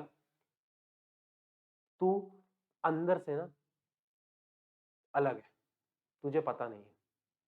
वो मीम चलता है ना इंस्टाग्राम पे, तुझे मालूम नहीं पर तू है, वही हो तू। तुझे तेरी शक्तियों का एहसास नहीं, तुझे पता नहीं है कि तू, जो तुझे आज लगता है ना कि बस एग्जाम में पास हो जाऊं, उसके लिए नहीं बना है तू। तो अगर पढ़ने बैठ जाए तो तू बड़े बड़े एग्जाम निकाल सकता है। अभी तो क्लास 10वीं चल रही है तेरी, पर तेरे अंदर टैलेंट बहुत है। अब उस टैलेंट को ढूंढना है तेरे को, कैसे ढूंढेगा, पढ़ाई करके, मेहनत करके, एफर्ट लगाकर, दिन रात एक करके, वो तेरी जिम्मेदारी है ना। मैं गाइड कर सकता हूँ, जिम्मेदारी तेरी है। ठीक है, इस प्रकार से क्वेश्चन होते हैं, है ना। एक ये वाला भी देख लो, एक ये वाला भी देख लो फटाफट से। इसके अंदर क्या है, अब देखो इसके अंदर क्या है, यहां पर 2 मिथाइल ग्रुप ऐड है, और ये देखो ये कौन सा ग्रुप है, ये ग्रुप है इथाइल ग्रुप। इथाइल ग्रुप, ये मिथाइल इथाइल बता चुका हूं मैं, बता चुका हूं ना मैं, इथाइल मिथाइल अभी थोड़ी देर पहले, हाँ भैया बताया था इथाइल मिथाइल, ठीक है। तो ये एकदम समझ गए। अब इसकी नेमिंग करो, और मेरे को, ये आपका होमवर्क है सबके सब, इस सेशन के बाद चैट सेक्शन के अंदर इसमें नाम लिख के जाएंगे, इसका नाम लिख के जाएंगे, इस कंपाउंड का। एंड जो मैं आपको क्वेश्चन कराऊंगा रहा हूं ना, ये one of the most complex question है जो कि तुम्हारे आ सकते हैं बोर्ड के अंदर। आसान आसान से तो हमने अभी थोड़ी देर पहले ही कर लिए थे, 15-20 मिनट पहले। वो क्लोरो लगा दो, ब्रोमो लगा दो, आइडो लगा दो, एल्डिहाइड लगा दो, कीटोन लगा दो, अल्कोहल लगा दो, कार्बोक्सिलिक एसिड लगा दो, बट अब तो हम कॉम्प्लेक्स क्वेश्चन कर रहे हैं भैया। अगर बोर्ड ने कहा कि मुश्किल पूछूंगा तो भी हम रुकेंगे नहीं, थकेंगे नहीं, हम तो फिर भी कर देंगे, क्या दिक्कत है। चलो इथाइल। अब इसकी नामकरण कर देना फटाफट से, है ना, इसका नामकरण कर देना। अब देखो इसके अंदर बच्चे कंफ्यूज होंगे, भैया कम नंबरिंग किसको दूं, कम नंबरिंग किसको दूं। अब इसके अंदर तुम्हें लॉजिक लगाना पड़ेगा। लॉजिक क्या लगाना पड़ेगा, इथाइल और मिथाइल देखो, दोनों में से कम नंबरिंग की जरूरत किसको है, जरूरत उसको है जो अल्फाबेटिकल ऑर्डर में पहले आता है। अब बाकी तुम समझोगे, होमवर्क क्वेश्चन है, करना है। बाकी आपको ये पूरी पीडीएफ टेलीग्राम पे मिलेगी, जितने भी क्वेश्चंस अभी मैंने दिखाए वो तुम सॉल्व कर सकते हो प्रैक्टिस के लिए आराम से। तो ये था हमारा आईयूपीएससी का नोमेनक्लेचर। आई होप कि यहाँ तक सारी चीजें आपको समझ आ गई हो, है ना, इनमें कोई समस्या नहीं आई होगी, है ना। अच्छा ये एक आखिरी क्वेश्चन है, इसके अंदर 2 इथाइल ग्रुप अटैच्ड है, तो वही हो गया, नंबरिंग कहीं से भी कर दो, 1 2, यहाँ पर 2 है, और ये क्या है 3 4, यहाँ पर 4 है, 2 है 4 है, 2 है 4 है। मेन चेन देखो 1 2 3 4 5 क्या है, पेंटेन, और 2 इथाइल है, तो कर दो 2,4 di ethyl pentane. Tata bye bye goodbye. ठीक है, समझ गए, 2,4 डाइथाइल पेंटेन। चलो बहुत सही। इतने सिंपल सिंपल से सवाल आते हैं, फिर बच्चे कहते हैं भैया मुश्किल लग रहा है। चलो आगे बढ़ते हैं होमोलोगस सीरीज पे। होमोलोगस सीरीज कुछ नहीं है एनसीईआरटी के अंदर, केवल और केवल एक डेफिनेशन है, बोर्ड के अंदर पूछी भी नहीं जाती, बट अगर पूछी जाए तो मेरा कर्तव्य आपको मैं बता दूं। होमोलोगस सीरीज कुछ नहीं होती, ये वो सीरीज होती है जो कि आगे बढ़ती रहती है, और इनके बीच का डिफरेंस जो होता है ना, वो होता है CH2, CH2। मतलब क्या है, देख मतलब दिखाता हूं, CH4, अच्छा यहां पर दिख नहीं रहा होगा, एक मिनट, CH4 क्या है, मिथेन। इथेन क्या होता है, C2 बोल यार कितना होता है, C2H6, ये होता है मिथेन। सही है, कोई समझ। अब मिथेन इथेन, और आगे चलोगे तो और भी आगे आएंगे, है ना, प्रोपेन ब्यूटेन। तुम अगर सब में के बीच का डिफरेंस देखोगे ना, तो सबके बीच का जो डिफरेंस है वो पता है कितना होगा, वो होगा CH2 CH2 CH2 CH2 CH2। इसका क्या मतलब है, ये जो सीरीज है वो है होमोलोगस सीरीज। तो होमोलोगस सीरीज क्या होती है, वो सारी सीरीज जिनके बीच का डिफरेंस क्या होता है CH2, वो होती है हमारी होमोलोगस सीरीज। याद रखना, series the compounds with the similar chemical properties and same functional group differing from the successive member by CH2। आगे वाले मेंबर से CH2 कम होता हूं मैं, ठीक है। आपका मित्र है, मान लो आपका जो आगे बैठने वाला आपका मित्र है, राहुल राकेश रमेश जो भी है, जो आपकी क्लास के अंदर आपके आगे बैठता है, उसके पास CH2 ज्यादा है, इतना इमेजिन करके चलना है, वो होती है होमोलोगस सीरीज। चलेंगे आगे। अब आ रहा है एक इंपॉर्टेंट पार्ट, ध्यान से देखना, Lewis dot structure. Lewis dot structure one of the most easiest part है। अगर इसका एक सवाल आया ना बेटा पेपर में, तो बोनस होता है, बोनस, क्योंकि तुम्हारे फ्री के नंबर है, फ्री के नंबर है। करना क्या होता है, देखते हैं, चलो देखते हैं। देख भाई, लुईस जी ने कहा कि मैं ना डॉट स्ट्रक्चर में आंसर पूछना चाहता हूं, तो मैंने कहा ठीक है डॉट स्ट्रक्चर में बता देंगे। अब देखो डॉट स्ट्रक्चर को ना हम कैसे रिप्रेजेंट करते हैं, एक होता है क्रॉस, एक होता है डॉट। क्वेश्चन से समझाता हूं, क्वेश्चन से समझाता हूं, अच्छी तरीके से समझ आएगा। एक मिनट, कोई बढ़िया सा क्वेश्चन ले, कोई बढ़िया सा क्वेश्चन ले। हाँ ये वाला ले लेते हैं, या फिर एक CH4 ले लेते हैं। देखो CH4 लो, CH4 लो। अब देखो ऐसे बनाना है तुमको, C बनाओ, H H H H, चार हाथ होते हैं, चार हाथ होते हैं CH4 के, 4 H बना दी। अब देखो आउटर मोस्ट शेल के इलेक्ट्रॉन्स लिख दो, किसके, हाइड्रोजन के। एक इसके पास है, एक इधर है ना, एक इस पे भी है और एक इस पे भी है, तो एक एक एक इलेक्ट्रॉन। अब जो कार्बन है ना, उसके आउटर मोस्ट शेल के इलेक्ट्रॉन को क्रॉस से रिप्रेजेंट करो, क्रॉस से। कितने होते हैं, 4 होते हैं आउटर मोस्ट शेल पे, तो क्रॉस से रिप्रेजेंट कर दो, x x x x, cross से रिप्रेजेंट कर दिया। ठीक है, ठीक है। अब क्या करना है, अब तुम्हें बस सर्कलिंग करनी है, बाकी कुछ नहीं करना। अब देखो हाइड्रोजन का ऑक्टेट पूरा हो जाएगा, कैसे हो जाएगा, देख हाइड्रोजन को क्या चाहिए था, ध्यान से देखना, हाइड्रोजन को चाहिए थे 2 इलेक्ट्रॉन, उसके पे मिल गए। इस हाइड्रोजन को चाहिए था 2 इलेक्ट्रॉन, इसको मिल गए। इसको चाहिए था 2 इलेक्ट्रॉन, इसको मिल गए। इसको चाहिए था 2 इलेक्ट्रॉन, इसको मिल गए। और कार्बन को चाहिए थे 8 इलेक्ट्रॉन, क्या कार्बन को मिले, हाँ 1 2 3 4 5 6 7 8। तो अगर इसका बनाना है तो इसका ऐसे कार्बन को चारों इलेक्ट्रॉन में से, मतलब ये वाला जो डॉट है, एक मिनट, ये वाला जो डॉट है इसको हटाओ और इसको यहां पर चेप दो। 1 मिनट, इसको इधर लगा दो। हाँ, अब देखो कार्बन के पास भी 8 इलेक्ट्रॉन आ गए। देखो 1 2 3 4 5 6 7 8, तो कार्बन का भी ऑक्टेट पूरा हो गया। तो इस प्रकार से हमने क्या बना दिया, लुईस डॉट स्ट्रक्चर। थोड़ा सा टेढ़ा मेढ़ा बनाया, बट एग्जाम में थोड़ा सा क्लीन एंड नीट बना के आओगे। फ्री के नंबर है, 2-3 नंबर का अगर सवाल आता है, one of the most easiest question माना जाता है। ठीक है, इस प्रकार से तुम कितने भी सवालों की प्रैक्टिस कर सकते हो। जैसे कि किसी की भी कर लो, जैसे इथेन है, इथेन की कर लो, C2H6 की कर लो, इथेन। C2H6 में क्या करेंगे, अब 2 कार्बन है, कार्बन के आउटर मोस्ट शेल को कैसे रिप्रेजेंट करेंगे, XX से, और हाइड्रोजन के electrons co dot dot dot dot. तो अब इसको बड़ा करके आपको दिखा देता हूं, है ना, बड़ा करके आपको दिखाता हूं, होपफुली स्क्रीन पे दिख रहा होगा। अब कुछ नहीं करा है, देखो कार्बन के क्रॉस क्रॉस क्रॉस क्रॉस 4 यहां लगा दिए, इस कार्बन के 4 यहां लगा दिए। अब देखो हाइड्रोजन के 3 यहां आ गए, 3 यहां आ गए। अब देखो हाइड्रोजन के सबके अपने अपने 2 इलेक्ट्रॉन पूरे हो गए, और कार्बन के 8 पूरे हो गए। देखो 8 8 सर्कल बना लो, ये होता है लुईस डॉट स्ट्रक्चर। ऐसे किसी का भी बना लो, किसी का बना लो। कृपया प्रैक्टिस करने के लिए इसका जरूर ट्राई कर लेना। अच्छा, ये तो सेम ही है एक तरीके से, मतलब इथीन का ट्राई करना, इथीन का, है ना।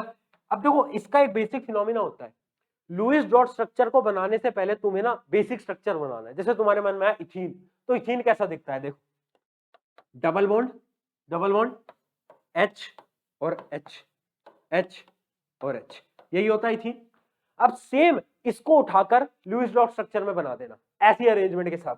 यहां C बनाया, HH HH, फिर dot dot dot cross cross cross, इस प्रकार से, और इसका स्ट्रक्चर बना। तो सबसे आसान पार्ट होता है लुईस डॉट स्ट्रक्चर। अगर तुम बस ऐसा बना के आते हो ना, फ्री के नंबर है। तो लुईस डॉट स्ट्रक्चर कोई नहीं छोड़ेगा, बाकी बहुत सिंपल पार्ट है, एंड इसको समझाने की जरूरत भी नहीं है, बहुत सिंपल रहता है। ठीक है, चलो कंबशन पे आते हैं। अब आ रहे हैं केमिकल रिएक्शंस पे। केमिकल रिएक्शन इंपॉर्टेंट है, पहली बता रहा हूं। देखो केमिकल रिएक्शन के अंदर क्या क्या चीजें हैं, तो सबसे पहले हम पढ़ने वाले हैं कंबशन रिएक्शन। तो देखना कंबशन रिएक्शन में क्या होता है, बेसिकली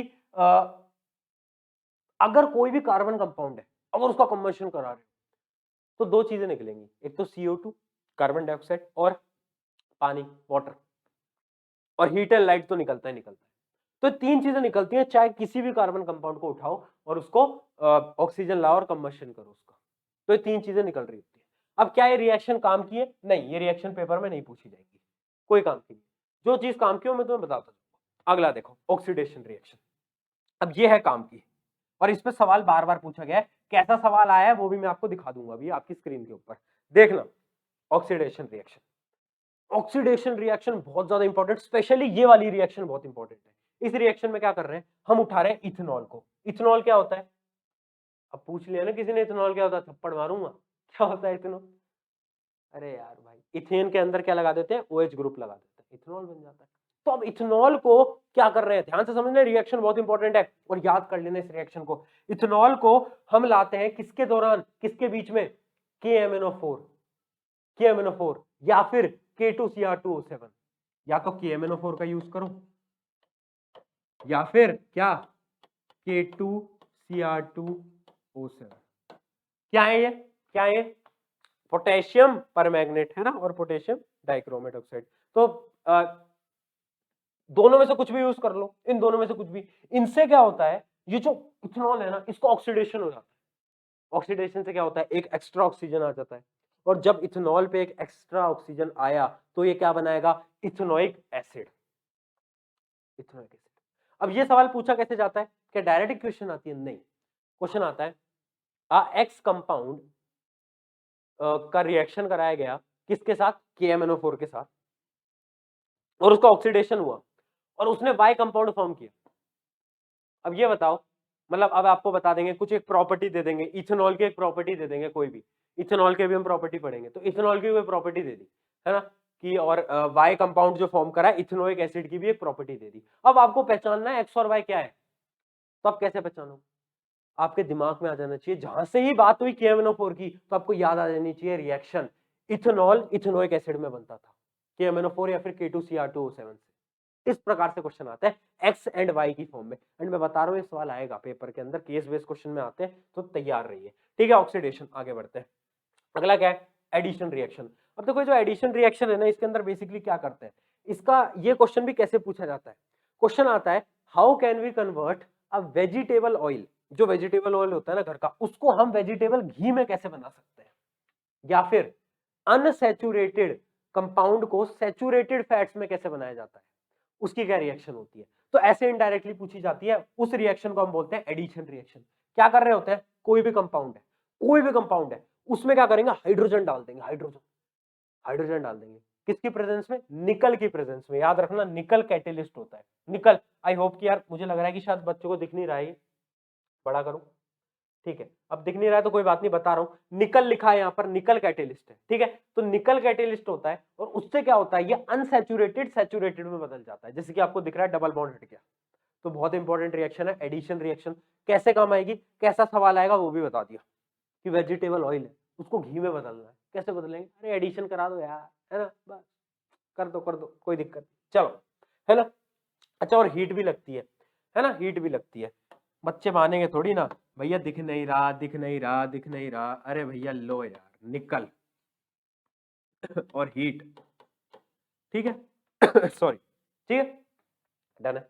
चल यार, अरे यार जोश लेवल तू हाई रख यार, तू जोश लेवल हाई रख, तेरा जोश गिरता है मजा नहीं आता मेरे को। अरे लाइक वाइक नहीं करते हो यार तुम स्ट्रीम पे, ऐसे फिर दुख होता है मेरे को, ऐसा मत क्या करो, है ना। थोड़ा सा, जब आपको हम फ्री में पढ़ा रहे हैं, इतनी मेहनत कर रहे हैं, तो तुम भी कर दो यार थोड़ा बहुत, है, यहाँ थोड़ी ना पैसे मांग रहा हूँ तुमसे यार, कर लो थोड़ा सा काम यार, करो। चलो, substitution reaction.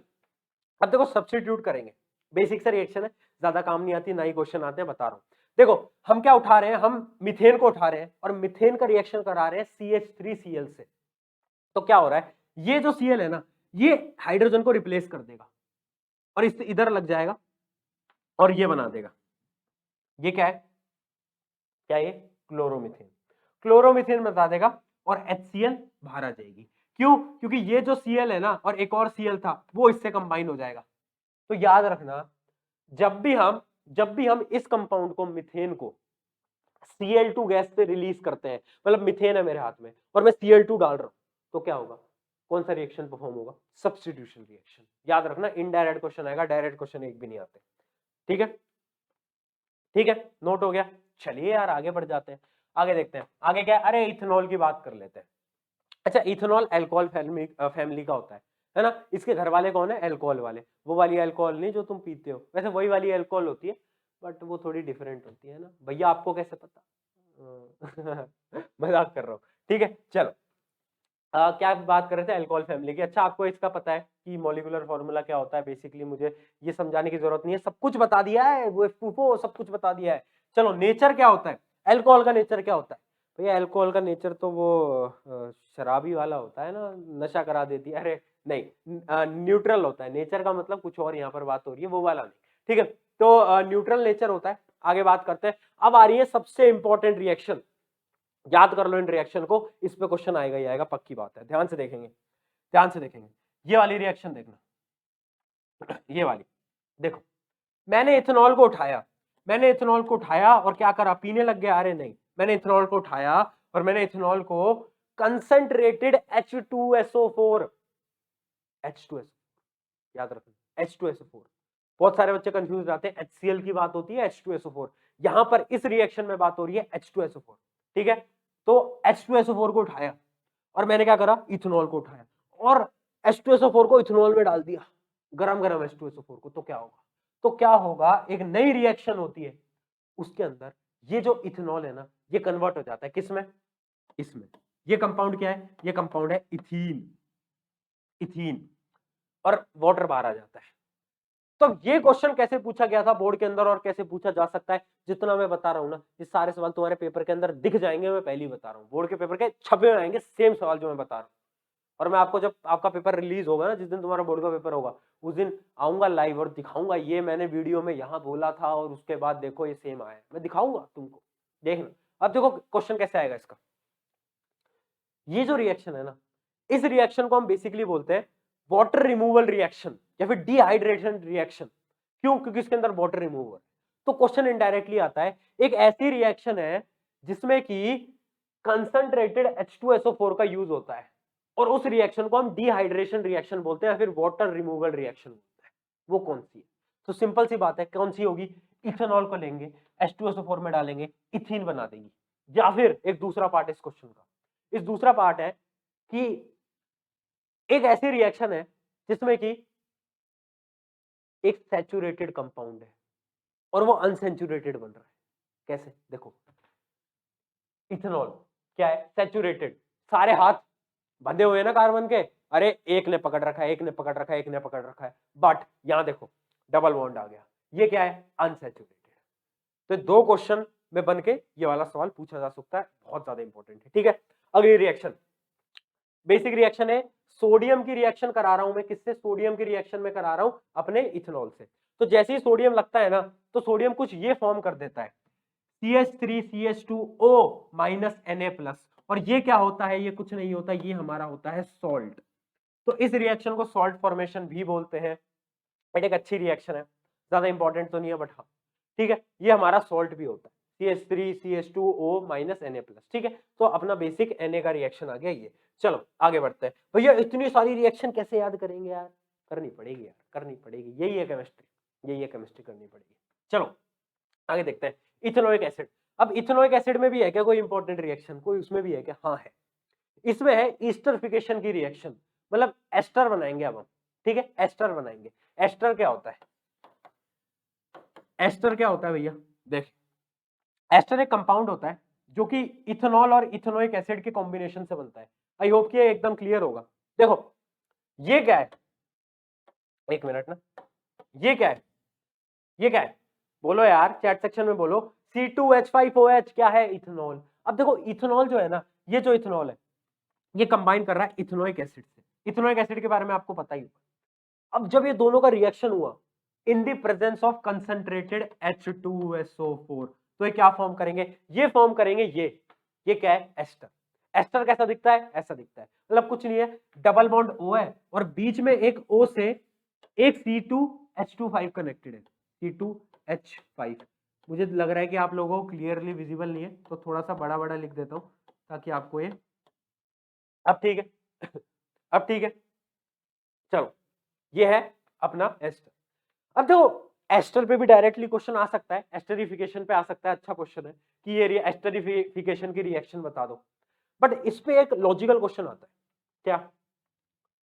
Bye combination of to substances, दो ऐसे सब्सटेंस हैं जिनके कॉम्बिनेशन करने पर एक स्वीट स्मेलिंग सब्सटेंस बनता है। एस्टर जो होता है वो स्वीट स्मेलिंग होता है, मीठा होता है। तो ये क्वेश्चन आ सकता है, वो दो सब्सटेंस कौन से हैं? इथेनॉल और इथेनोइक एसिड। याद रखें, याद रखें, ये रिएक्शन इंपॉर्टेंट है, ईस्टरिफिकेशन रिएक्शन। अगली सोपिनिफिकेशन रिएक्शन, मतलब सोप बनाएंगे अब हम। कैसे बनाएंगे सोप देखते हैं। वैसे पिछले के अंदर हमने थोड़ी बहुत सोप बनाने का देख लिया था, बट इसके अंदर भी, अच्छा वो पिछले वाले के अंदर भी देखा था ना हमने, कहाँ गया, कहाँ गया भैया वो वाला? हाँ, तो हमने ये भी सोप बनाने का देखा था, बट एक तरीके से आपका ये तो सॉल्ट बन के आया था। अब हम बात कर रहे हैं सोपिनिफिकेशन रिएक्शन की। ठीक है, चलो अब हम बनाएंगे सोप। सोप बनाने वाले हैं हम किससे? एस्टर से। मतलब अब जो हमने जो एस्टर बनाया है ना, उस एस्टर से हम सोप बनाएंगे। कैसे? मैंने लिया एस्टर, ये रहा मेरा एस्टर, ठीक है, ये रहा मेरा एस्टर, ध्यान से देखना, ये रहा, बड़ा कर देता हूं, ये रहा मेरा एस्टर स्क्रीन के ऊपर। ठीक है, अब मैं इसका रिएक्शन कराऊंगा NaOH से, सोडियम हाइड्रोक्साइड। सोडियम हाइड्रोक्साइड क्या होता है? Highly basic substance. तो क्या होगा? ये दोनों मिलेंगे तो अपना जो फाइनल प्रोडक्ट आता है वो ये बन के आता है, और ये जो होता है ये होता है सोप। ठीक है, ठीक है, क्लियर है, क्लियर है। तो रिएक्शन अच्छी है, इंपॉर्टेंट है। मैं ये नहीं बोलूंगा इन रिएक्शन को पूरा याद कर लो, स्ट्रक्चर याद कर लो, नहीं, बट हाँ एस्टर का स्ट्रक्चर याद करना पड़ेगा। इथेनॉल का आपको पता है, इथेनोइक एसिड का आपको पता है, एस्टर का आपको याद करना पड़ेगा। मैं ये नहीं कह रहा ये भी पूरी रिएक्शन याद कर लो, सोपिनिफिकेशन की रिएक्शन याद करने की उतनी इंपॉर्टेंस नहीं है, बट हाँ अगर आप याद कर सकते हो तो कर लो। सोप बन के आ रहा है किससे? एस्टर से, समझ गए? चलो आगे बढ़ा जाए, अगला देखते हैं।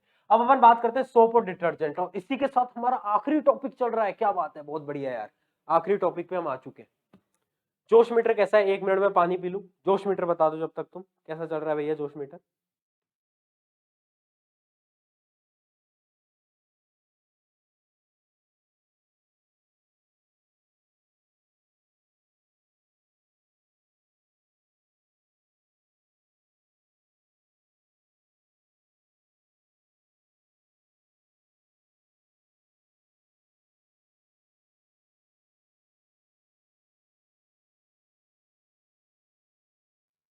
हाँ जी, हाँ जी, हाँ जी, हाँ जी, हाँ जी, हाँ, फुटबॉल वाली स्टोरी सुनाऊँगा, रुक जाओ, अब तो क्लास खत्म होने को ही आ गई है। देखो, अब अपना आखिरी टॉपिक है सोप और डिटर्जेंट। अब यार ध्यान से समझेंगे सोप और डिटर्जेंट में फ़र्क क्या होता है, पहले तो वो बेसिक फ़र्क देख लो क्योंकि कभी-कभार 2 नंबर का सवाल आ जाता है। सोप और डिटर्जेंट में क्या फ़र्क होता है? सबसे बड़ा डिफरेंस है कि सोप जो होता है ना, वो हार्ड वाटर में काम नहीं कर सकता, जबकि डिटर्जेंट हार्ड वाटर में काम कर सकता है। भैया what is the difference? Hard water, soft water. अरे मूर्ख बालक, हार्ड वाटर वो होते हैं जिसमें के अंदर सॉल्ट्स होते हैं, मैग्नीशियम के सॉल्ट्स होते हैं, वो हमारे कौन से हो रहे होते हैं? Hard water. और सॉफ्ट वाटर क्या होते हैं? जिनके अंदर ये मैग्नीशियम वगैरह के सॉल्ट नहीं होते। तो मतलब अगर तुम्हें मैं शॉर्ट में समझाऊं तो जैसे ये जो रिवर वाटर टाइप का रहता है, रिवर नहीं, रिवर का पानी तो साफ होता है, ओशनिक वाटर होता है, वो हार्ड वाटर होता है। जबकि जो अपने घरों में आता है वो ऑलमोस्ट मतलब कुछ जगहों पर सॉफ्ट भी आता है, किस जगहों पर हार्ड भी आता है। ठीक है, तो जो अपना नदी का पानी आता है, ग्लेशियर से जो पानी आता है, वो क्या होता है? Soft water. ठीक है, तो सॉफ्ट वाटर और हार्ड वाटर। तो सोप केवल सॉफ्ट वाटर में काम कर सकते हैं, डिटर्जेंट हार्ड वाटर में भी काम कर सकते हैं। दूसरा क्या है? दूसरा पॉइंट देखेंगे, सोप का क्या है? बायोडिग्रेडेबल होते हैं, मतलब भैया नेचर फ्रेंडली है, नेचर फ्रेंडली है ना, नेचर फ्रेंडली है, बट ये नेचर फ्रेंडली नहीं होते यार, नहीं यार, ये नहीं होते। ठीक है, अगला point, they have relative weak cleansing action. Soap जो होते हैं ना, आपने देखा होगा सोप नहाने वगैरह के लिए यूज कर लेते हैं लोग, बट कपड़े धोने के लिए सोप नहीं करते, कपड़े धोने के लिए डिटर्जेंट करते हैं। क्यों? क्योंकि कपड़ों में दाग होते हैं। तो जो क्लींजिंग एक्शन होता है ना, वो डिटर्जेंट का ज्यादा होता है, सोप का कम होता है। चलो, अब ये 3 पॉइंट याद कर लेना, चौथा वाला पॉइंट आपको याद करने की कोई जरूरत नहीं है, और 3 पॉइंट से ही आपका काम चल जाएगा। ठीक है, चौथा पॉइंट थोड़ा अजीब सा है, बट फॉर इंफॉर्मेशन देखो सब कर सकते हो, बट मैं तुम्हें वो पढ़ाऊंगा जो तुम्हें पेपर में लिख के आना है। हजार चीजें मत पढ़ो, कम पढ़ो, बट क्वालिटी पढ़ो, सिंपल सी बात है। तो तीसरा पॉइंट याद करने की जरूरत नहीं है, नहीं पूछा जाएगा। चलो, अब देखते हैं, इस पे क्वेश्चन आएगा तुम्हारे पेपर के अंदर, याद रखना, क्लींजिंग एक्शन ऑफ सोप पे, कि explain the cleansing action of soap, soap कैसे क्लीन करता है चीजों को, वो समझाओ। तो समझाता हूं, देखो, सोप का ना एक स्ट्रक्चर होता है, सोप का एक स्ट्रक्चर होता है, ध्यान से समझेंगे। सोप कैसा दिखता है? हमने अभी सोप का सोपिनिफिकेशन रिएक्शन भी देखी थी। तो अगर मैं बोलूं, जो मेरा जो सोप है ना, उसमें तो केवल 2 ही कार्बन जुड़े हुए थे, 2 या 3 कार्बन। अब जो सोप होता है ना, एक्चुअल सोप, उसमें बहुत बड़ी कार्बन चेन होती है। इमेजिन करो आर नंबर ऑफ कार्बन, मतलब बहुत सारे कार्बन है। तो आर नंबर ऑफ कार्बन और COO नेगेटिव और Na प्लस, यही तो होता है मेरा सोप, यही होता है। मैंने आर क्या माना है? आर है मेरी इनफाइनाइट नंबर ऑफ चेन्स, जितने भी उसके अंदर यूज हो रहे हैं। ठीक है, तो ये मेरा सोप है। अभी जो सोप है ना, इसके अंदर क्या है, ध्यान से देखना, ये जो मेरा सोप है ना, क्लींजिंग एक्शन ऑफ सोप, इसके अंदर ना बहुत बड़ी स्पेशलिटी है। इसके 2 पार्ट्स होते हैं, एक उसका होता है हेड, एक होती है इसकी टेल। एक होता है इसका हेड, एक होता है इसकी टेल। मतलब 2 पार्ट कौन से होते हैं? पहला पार्ट होता है मेरा ये, ध्यान से देखना, RCOO माइनस, और एक होता है Na प्लस। ये 2 पार्ट होते हैं। ठीक है, ठीक है, ये 2 पार्ट होता है। अब समझ से समझना, ये 2 पार्ट हो गए। ये जो आपका जो हेड दिख रहा है ना, ये किसमें? हेड तो है आपका Na प्लस, और ये जो पूरी चेन है ना, लॉन्ग चेन, ये क्या है? RCOO minus. अब एक प्रॉपर्टी है, प्रॉपर्टी समझते हैं। ये जो Na प्लस है ना, इसको वाटर से प्यार है, इसको प्रेम है। ये देखता है वाटर से, कहता है तेरी प्यारी आंखों में मैं डूब जाऊं, मतलब इसको बहुत प्रेम है ना, जितना प्रेम तुम्हें अपनी क्रश से हुआ करता था। अब तो तुम पढ़ रहे हो ना, पढ़ रहे हो नहीं पढ़ रहे? अब प्रेम प्रेम भूल जाओ, पढ़ाई करेंगे। ठीक है, तो इसको बहुत प्रेम है, तो इसको हम बोलते हैं हाइड्रोफिलिक। हाइड्रोफिलिक है, इसको बहुत प्रेम है, तो ये वाटर के साथ ही रहना चाहता है, जीना चाहता है, मरना चाहता है, इसने कसमें खा रखी है। तो ये क्या है? Hydrophilic in nature. जबकि ये जो चेन है ना RCO माइनस की, ये है हाइड्रोफोबिक, इसको लगता है डर। ये वो है दिल टूटा हुआ आशिक, जिसको प्यार व्यार नहीं करना। ये कहता है भाई पानी मुझसे दूर जा, मेरा आपका कोई रिश्ता नहीं। इसने मना कर दिया मुंह पे, नहीं भाई मुझे तुम्हारे साथ नहीं। तो ये क्या है? हाइड्रोफोबिक। ये क्या है? हाइड्रोफिलिक। अब इमेजिन करो मेरे हाथ में है कपड़ा, मैंने पानी में डाला, मैंने पानी में सोप डाला, मैंने कहा कि भाई कपड़े धो लूं, सोप, मैंने यहां पर सोप डाला। अब सोप डाला, तो सोप के 2 एंड है, एक एंड तो पानी के अंदर चला गया, जो इस पानी से प्रेम करता था, हाइड्रोफिलिक, और दूसरा एंड वो कह रहा है कि भाई चारों ओर पानी है, कहां जाऊं कहां जाऊं कहां जाऊं। तो ये क्या करेगा? ये क्या करेगा? ये उस एंड में चला जाएगा जहां पर पानी नहीं होगा। कौन सा वाला एंड है? इमेजिन करो मेरे हाथ में कोई कपड़ा है, उसके अंदर डर्ट है, ऑयल है, तो ऑयल वाला जो एंड है, उसके अंदर वाटर नहीं है। तो क्या करेगा, ये वाली जो चेन है, ये जो चेन है ये चली जाएगी कौन से वाले एंड में, ऑयल वाले एंड में, और ये वाला जो इसका हेड है ये चला जाएगा वाटर वाले एंड में। ठीक है, क्लियर है। एक एंड चला गया और एक उसमें चला। अब क्या हुआ, लिए कपड़े धोना स्टार्ट करा, रगड़ना स्टार्ट करा। अब क्या हुआ, पानी, बाद में पानी से बाहर निकाल दिए कपड़े। अब क्या हुआ कि ये एक सर्कल फॉर्म कर लेते हैं, और वो जो डॉट होता है ना, डॉट में तो फंस गया, एक एंड डॉट में फंस गया, एक एंड पानी में फंस गया। तो क्या करते हैं, ये एक ऐसा एक्शन परफॉर्म करते हैं जिससे कि जो डॉट होती है ना वो इनके साथ चली जाती है पानी के साथ बहकर। आपने देखा होगा जब कपड़े गंदे होते हैं और पानी आप देखते हो तो पानी भी मिट्टी मिट्टी सा हो जाता है, पानी डर्टी हो जाता है। वो क्यों होता है, क्योंकि सोप का एक एंड तो मिट्टी या फिर उसमें ऑयल वाले हिस्से में फंस जाता है और एक एंड पानी में फंस जाता है। तो जब थोड़े बड़े कपड़े को ऐसे हिलाया जाता है तो उससे क्या होता है, ये एक साथ पानी में निकल जाते हैं और कपड़ों से जो डर्ट है, जो ऑयल है, वो क्लीन हो जाता है। तो ये है cleaning action of the soap. समझ गए, ये समझा दोगे कि भाई ऐसा स्ट्रक्चर होता है, ऐसा वो फॉर्म करता है। अच्छा, जब ये इमेजिन करो, जब ये बहुत सारे फॉर्म करते हैं ना, सर्कुलर अरेंजमेंट में फॉर्म करते हैं, जिस सर्कुलर अरेंजमेंट को हमने नाम भी दिया है, ध्यान से देखना, आई होप कि ये क्लियर होगा। देखो, ऐसा सर्कुलर अरेंजमेंट को फॉर्म कर लेते हैं, एक एंड तो पानी से बाहर है, एक एंड तो पानी में है, और एक एंड कहां पर है, एक एंड है डर्ट में। ऐसे बहुत सारे अटैच हो गए। देखो सोप के पार्टिकल्स, सोप के पार्टिकल्स, ये है मेरे कपड़े का ऑयल, ठीक है, और ये है सोप के पार्टिकल्स। तो एक एंड तो पानी में, एक एंड ऑयल में। तो ये जो राउंड स्ट्रक्चर फॉर्म करते हैं उसको हम बोलते हैं मिसेल। क्या बोलते हैं, मिसेल। आई होप कि क्लियर होगा। ठीक है, ठीक है, ठीक है भैया। चलिए, तो ये हमारा था क्या, cleaning action of the soap. Soap ने कैसे क्लीन करा, सोप का एक हेड होता है, एक टेल होता है। हेड क्या होती है, Na+, जो कि है हमारी क्या, हाइड्रोफिलिक।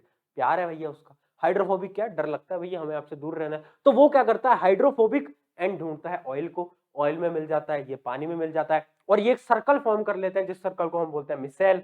और उसके बाद जब थोड़ा बहुत कपड़ों को रगड़ा जाता है तो वो पानी के साथ बहकर ऑयल को भी ले जाता है। तो ये है cleaning action of the soap, और इसका क्वेश्चन आने की बहुत ज्यादा चांसेस है। तो याद रखें, इस थ्योरी को याद रखें, इस कॉन्सेप्ट को याद रखें। देखो, यहां पर अगर मैं चाहता ना तो स्लाइड पे आपको पूरी की पूरी स्टेटमेंट पढ़वा सकता था कि what is cleaning action of the soap पूरा, है ना, बट उससे क्या फायदा। हमें ना पकड़ना है चीजों को, हमें रटना नहीं है यार। अब तुम समझे, तुम हाइड्रोफिलिक हाइड्रोफोबिक का मतलब समझे। मैंने ऐसे हजारों बच्चों को देखा है जिनको मतलब ही नहीं पता हाइड्रोफिलिक हाइड्रोफोबिक का, वो बस लिखाते हैं। क्यों, रट के आए, लिखिए, क्या दिक्कत है। बट हमें रटना नहीं है, रटना नहीं। हम यहाँ पर आज एक पेपर के लिए नहीं सोच रहे, हम आगे भी सोच रहे हैं कि यार हमें आगे भी बढ़ना है, 11वीं 12वीं भी पास करनी है। तो रटना नहीं, चीजों को समझना है। अब तुमने समझ लिया, अब तुम अपनी लैंग्वेज में लिखे आना, क्या दिक्कत है, लिखे आओगे तुम सब, है ना, इतना तो तुम होशियार हो ही। ठीक है, चलिए, तो on this note I guess कि अपना सारा काम खत्म हो चुका है, कुछ बचा नहीं है ना। अच्छा, एक ये क्वेश्चन था, why soap do not work in hard water. Soap जो होते हैं वो हार्ड वाटर में क्यों नहीं वर्क करते हैं, इसके पीछे का लॉजिक है जो कि आपको मुझे देना पड़ेगा। क्यों है भैया, बताओ, जल्दी बताओ चैट सेक्शन में, क्या लगता है सभी को कि जो हमारे सोप है वो हार्ड वाटर में क्यों नहीं वर्क करते। वो इसलिए नहीं वर्क करते क्योंकि यार जब वो हार्ड वाटर में जाते हैं ना तो उसके अंदर मैग्नीशियम सॉल्ट होता है, और जब सोप मैग्नीशियम सॉल्ट के साथ मिलते हैं ना, जुड़ते हैं, तो वो एक सब्सटेंस प्रोड्यूस करते हैं जिसको हम बोलते हैं स्कम, SCUM, स्कम प्रोड्यूस कर लेते हैं। अब स्कम से क्या हुआ, उस स्कम में होता है एक तरीके से झाग टाइप का, स्कम प्रोड्यूस करने लग जाते हैं, व्हाइट व्हाइट कलर झाग टाइप का substance, white colour substance, precipitate आप बोल सकते हो। उस वजह से कपड़े क्लीन नहीं हो पाते, मतलब मैग्नीशियम सॉल्ट आया, मैग्नीशियम सॉल्ट की वजह से स्कम बना, और स्कम की वजह से कपड़े क्लीन नहीं हो पाते। तो ये इसका एक क्वेश्चन था। उसके अलावा एक क्वेश्चन, एक और चीज बता देता हूँ। अच्छा, मैंने आपको बता दिया क्या, डीनर्चर्ड वो बता दिया क्या मैंने आपको, डीनेचर्ड अल्कोहल के बारे में बता दिया मैंने, डीनर्चर्ड नहीं बताया। अच्छा, डीनर्चर्ड अल्कोहल एक वो होती है, ध्यान समझना, डीनेचर्ड अल्कोहल, है ना, ये भी एक टाइप का इथेनॉल ही है, अल्कोहल ही है, बट इसमें क्या होता है, ये क्वेश्चन को भी पूछा जाता है कभी कभार बोर्ड में, इसलिए बता रहा हूँ, डीनेचर्ड अल्कोहल। इंडस्ट्री में ना बहुत सारे कामों में अल्कोहल का यूज होता है। तो अब गवर्नमेंट के दिमाग में आया कि यार अगर हमने इनको दारू दी, अल्कोहल दी, तो यार मतलब देखो अल्कोहल और दारू में डिफरेंस होता है। अल्कोहल जब हम बात कर रहे हैं तो हम साइंटिफिक अल्कोहल की बात कर रहे हैं, दारू अलग होती है, ठीक है, तो वो अलग। देखो अब हमने इनको अल्कोहल दी, तो अब अल्कोहल से क्या पता पार्टी कर रहे हो बैठ के, ऐसा भी तो हो सकता है, क्या पता उसकी स्मगलिंग कर रहे हो, क्या पता उसको बेच रहे हो, क्या पता कि रात को बैठ के पार्टी कर रहे हो सकता है, क्यों नहीं हो सकता। तो उन्होंने दिमाग लगाया और उन्होंने नाम दिया है डीनर्चर्ड अल्कोहल। इसमें क्या होता है, इसमें वो कुछ पॉइजनस सब्सटेंस मिलाकर रखते हैं इस अल्कोहल में। ये इंडस्ट्री यूज के लिए तो सही है, इंडस्ट्री में इसको यूज करो, बट अगर किसी ने पीने की जरूरत करी तो गेम खल्लास, गेम खल्लास। तो इसके अंदर एक पॉइजनस सब्सटेंसेस होते हैं, तो याद रखना डीनेचर्ड अल्कोहल वो अल्कोहल होते हैं जो कि इंडस्ट्री यूज के लिए होती है, पॉइंट नंबर 1। उसमें कुछ पॉइजनस सब्सटेंसेस होते हैं जिससे कि वो कोई कॉमन मैन उसको यूज नहीं कर सकता, केवल इंडस्ट्री यूज के लिए होती है। और अगर अगर मैं आपको वो बताऊं, इसका जो जो पॉइजनस सब्सटेंस ऐड करा जाता है उसका नाम भी कभी कभार पूछ लिया जाता है, वो होता है मिथेनॉल। ठीक है, मिथेनॉल। तो मिथेनॉल ऐड किया जाता है, मिथेनॉल ऐड करके उसको पॉइजनस बना दिया जाता है। ठीक है, तो मिथेनॉल बहुत ज्यादा पॉइजनस होता है। चलिए, तो आई होप कि यहां तक क्लियर हो गया होगा, एंड सब कुछ वैसे अब खत्म ही हो गया है। कुछ बचा है क्या? खत्म, bye bye, tata, goodbye, see you ये बचा है भाई? क्लियर है? किसी का कोई डाउट बच रहा है क्या? किसी को कोई डाउट बच रहा है क्या? पूरा का पूरा चैप्टर खत्म कर दिया है यार 2 घंटे में, और क्या चाहिए तुमको? अब देखो यार, दो चीजें हैं। कुछ बच्चे हैं जो कि आए थे शुरू में 10-15 मिनट देख के चले गए, कुछ बच्चे हैं जो कि यहाँ तक टिके हुए। जो यहाँ तक टिके हुए हैं, तुम तो भैया बहुत बढ़िया कर रहे हो, और मुझे पता है कि तुमने दृढ़ निश्चय कर लिया है कि तुम्हें ढंग से पढ़ना है, ढंग से फोड़ना है, और तुम फोड़ोगे। बाकी उन बच्चे जो कि यार शुरू में देखकर चले गए, तो उनसे मेरा एक निवेदन है कि यार जितना आसान तुम्हें लग रहा है उतना आसान है नहीं। आज तुम 10वीं में हो, कल जब तुम 11वीं 12वीं में जाओगे चीजें और टिपिकल होती जाएंगी। तो अगर तुम अभी से हारना तुमने शुरू कर दिया ना, तो बाद में तो बेटा बहुत डिफिकल्टी है। याद रखो, है ना? याद रखो, ये टाइम तुम्हारी लाइफ का सबसे इंपॉर्टेंट टाइम है, one of the most important time है। एक ये टाइम होगा, एक 12वीं का टाइम है। ये दो टाइम ऐसे होते हैं जब आपको भूल जाना है सब कुछ और पढ़ना होता है। तो यार पढ़ाई करनी पड़ेगी, ठीक है? एंड जो हम हर बार करते हैं वो जरूर करेंगे, कमेंट में ये सबके सब लिख के जाएंगे कि क्लास 10th का एग्जाम मेरी लाइफ का सबसे अच्छा एग्जाम होने वाला है। ये जरूर लिखना है यार, क्योंकि जब हम कहीं लिखते हैं तो हमारे मन में एक फील होता है कि हाँ होने वाला है, खुद से पॉजिटिव रहेंगे। ठीक है, खुद से पॉजिटिव, ठीक है? फुटबॉल स्टोरी, फुटबॉल स्टोरी अगली क्लास में, अगली क्लास में, चलो चलो पढ़ लो अगली क्लास में, ठीक है? एंड एक चीज याद रखो कि यार टाइम कम है, सारे लेक्चर्स आपको दे रहा हूँ, नोट्स आपको दे रहा हूँ टेलीग्राम पे, तो इसके अलावा आप क्या कर सकते हो, अब जनवरी से सैंपल पेपर लगाना स्टार्ट कर दो भैया, जनवरी से सैंपल पेपर लगाना स्टार्ट कर दो। उसके अलावा जो आपको प्रैक्टिस बुकलेट दे रखी है EXP हब की टीम ने फ्री ऑफ कॉस्ट, जो आपको डिस्क्रिप्शन में मिलेगी, उसके क्वेश्चंस लगाना स्टार्ट कर दो। कार्बन एंड कंपाउंड के उसके क्वेश्चन कर लेना, assertion, reasoning, MCQ based question आपको उसके अंदर मिल रहे होंगे, केस बेस्ड क्वेश्चन भी मिल रहे होंगे। तो आप वहां से प्रैक्टिस करो ना यार, किसका इंतजार कर रहे हो? मूर्खो, काम करो, ठीक है? चलिए फिर करते हैं समाप्त आज के लेक्चर को। किसी को डाउट है तो पूछ लेना, एंड अगर आपको लेक्चर पसंद आता है इंस्टाग्राम पे जरूर एक स्टोरी डालना टैग करके, क्योंकि हम आपसे यहाँ पर एक भी पैसा नहीं कॉस्ट करते किसी भी चीज का, बस आपका प्यार चाहते हैं यार। क्योंकि अगर तुम एक बार 10th पास कर लो इस साल, एंड अच्छा लगे, तुम्हें लगे कि यार प्रशांत भैया ने कुछ वैल्यू एडिशन करी थी जिसकी वजह से आज नंबर आए हैं, तो फिर अपन जरूर मिलेंगे यार, अपन जरूर मिलेंगे, पक्की बात है। तुम्हारे 10वीं का रिजल्ट आने तो पक्का है, तुम सबसे मिलना फॉर श्योर। एक मीट बनाएंगे, ऑनलाइन नहीं ऑफलाइन मिलेंगे, अलग अलग शहरों में ऑफलाइन मिलेंगे, ठीक है? चलो, सब कुछ क्लियर है? चलिए चलिए चलिए, हाँ इंस्टाग्राम डिस्क्रिप्शन में। चलिए, take care and bye bye. Hopefully carbon compound सब कुछ समझ आ गया होगा, अब पढ़ो और फोड़ो ढंग से। चलिए बाय।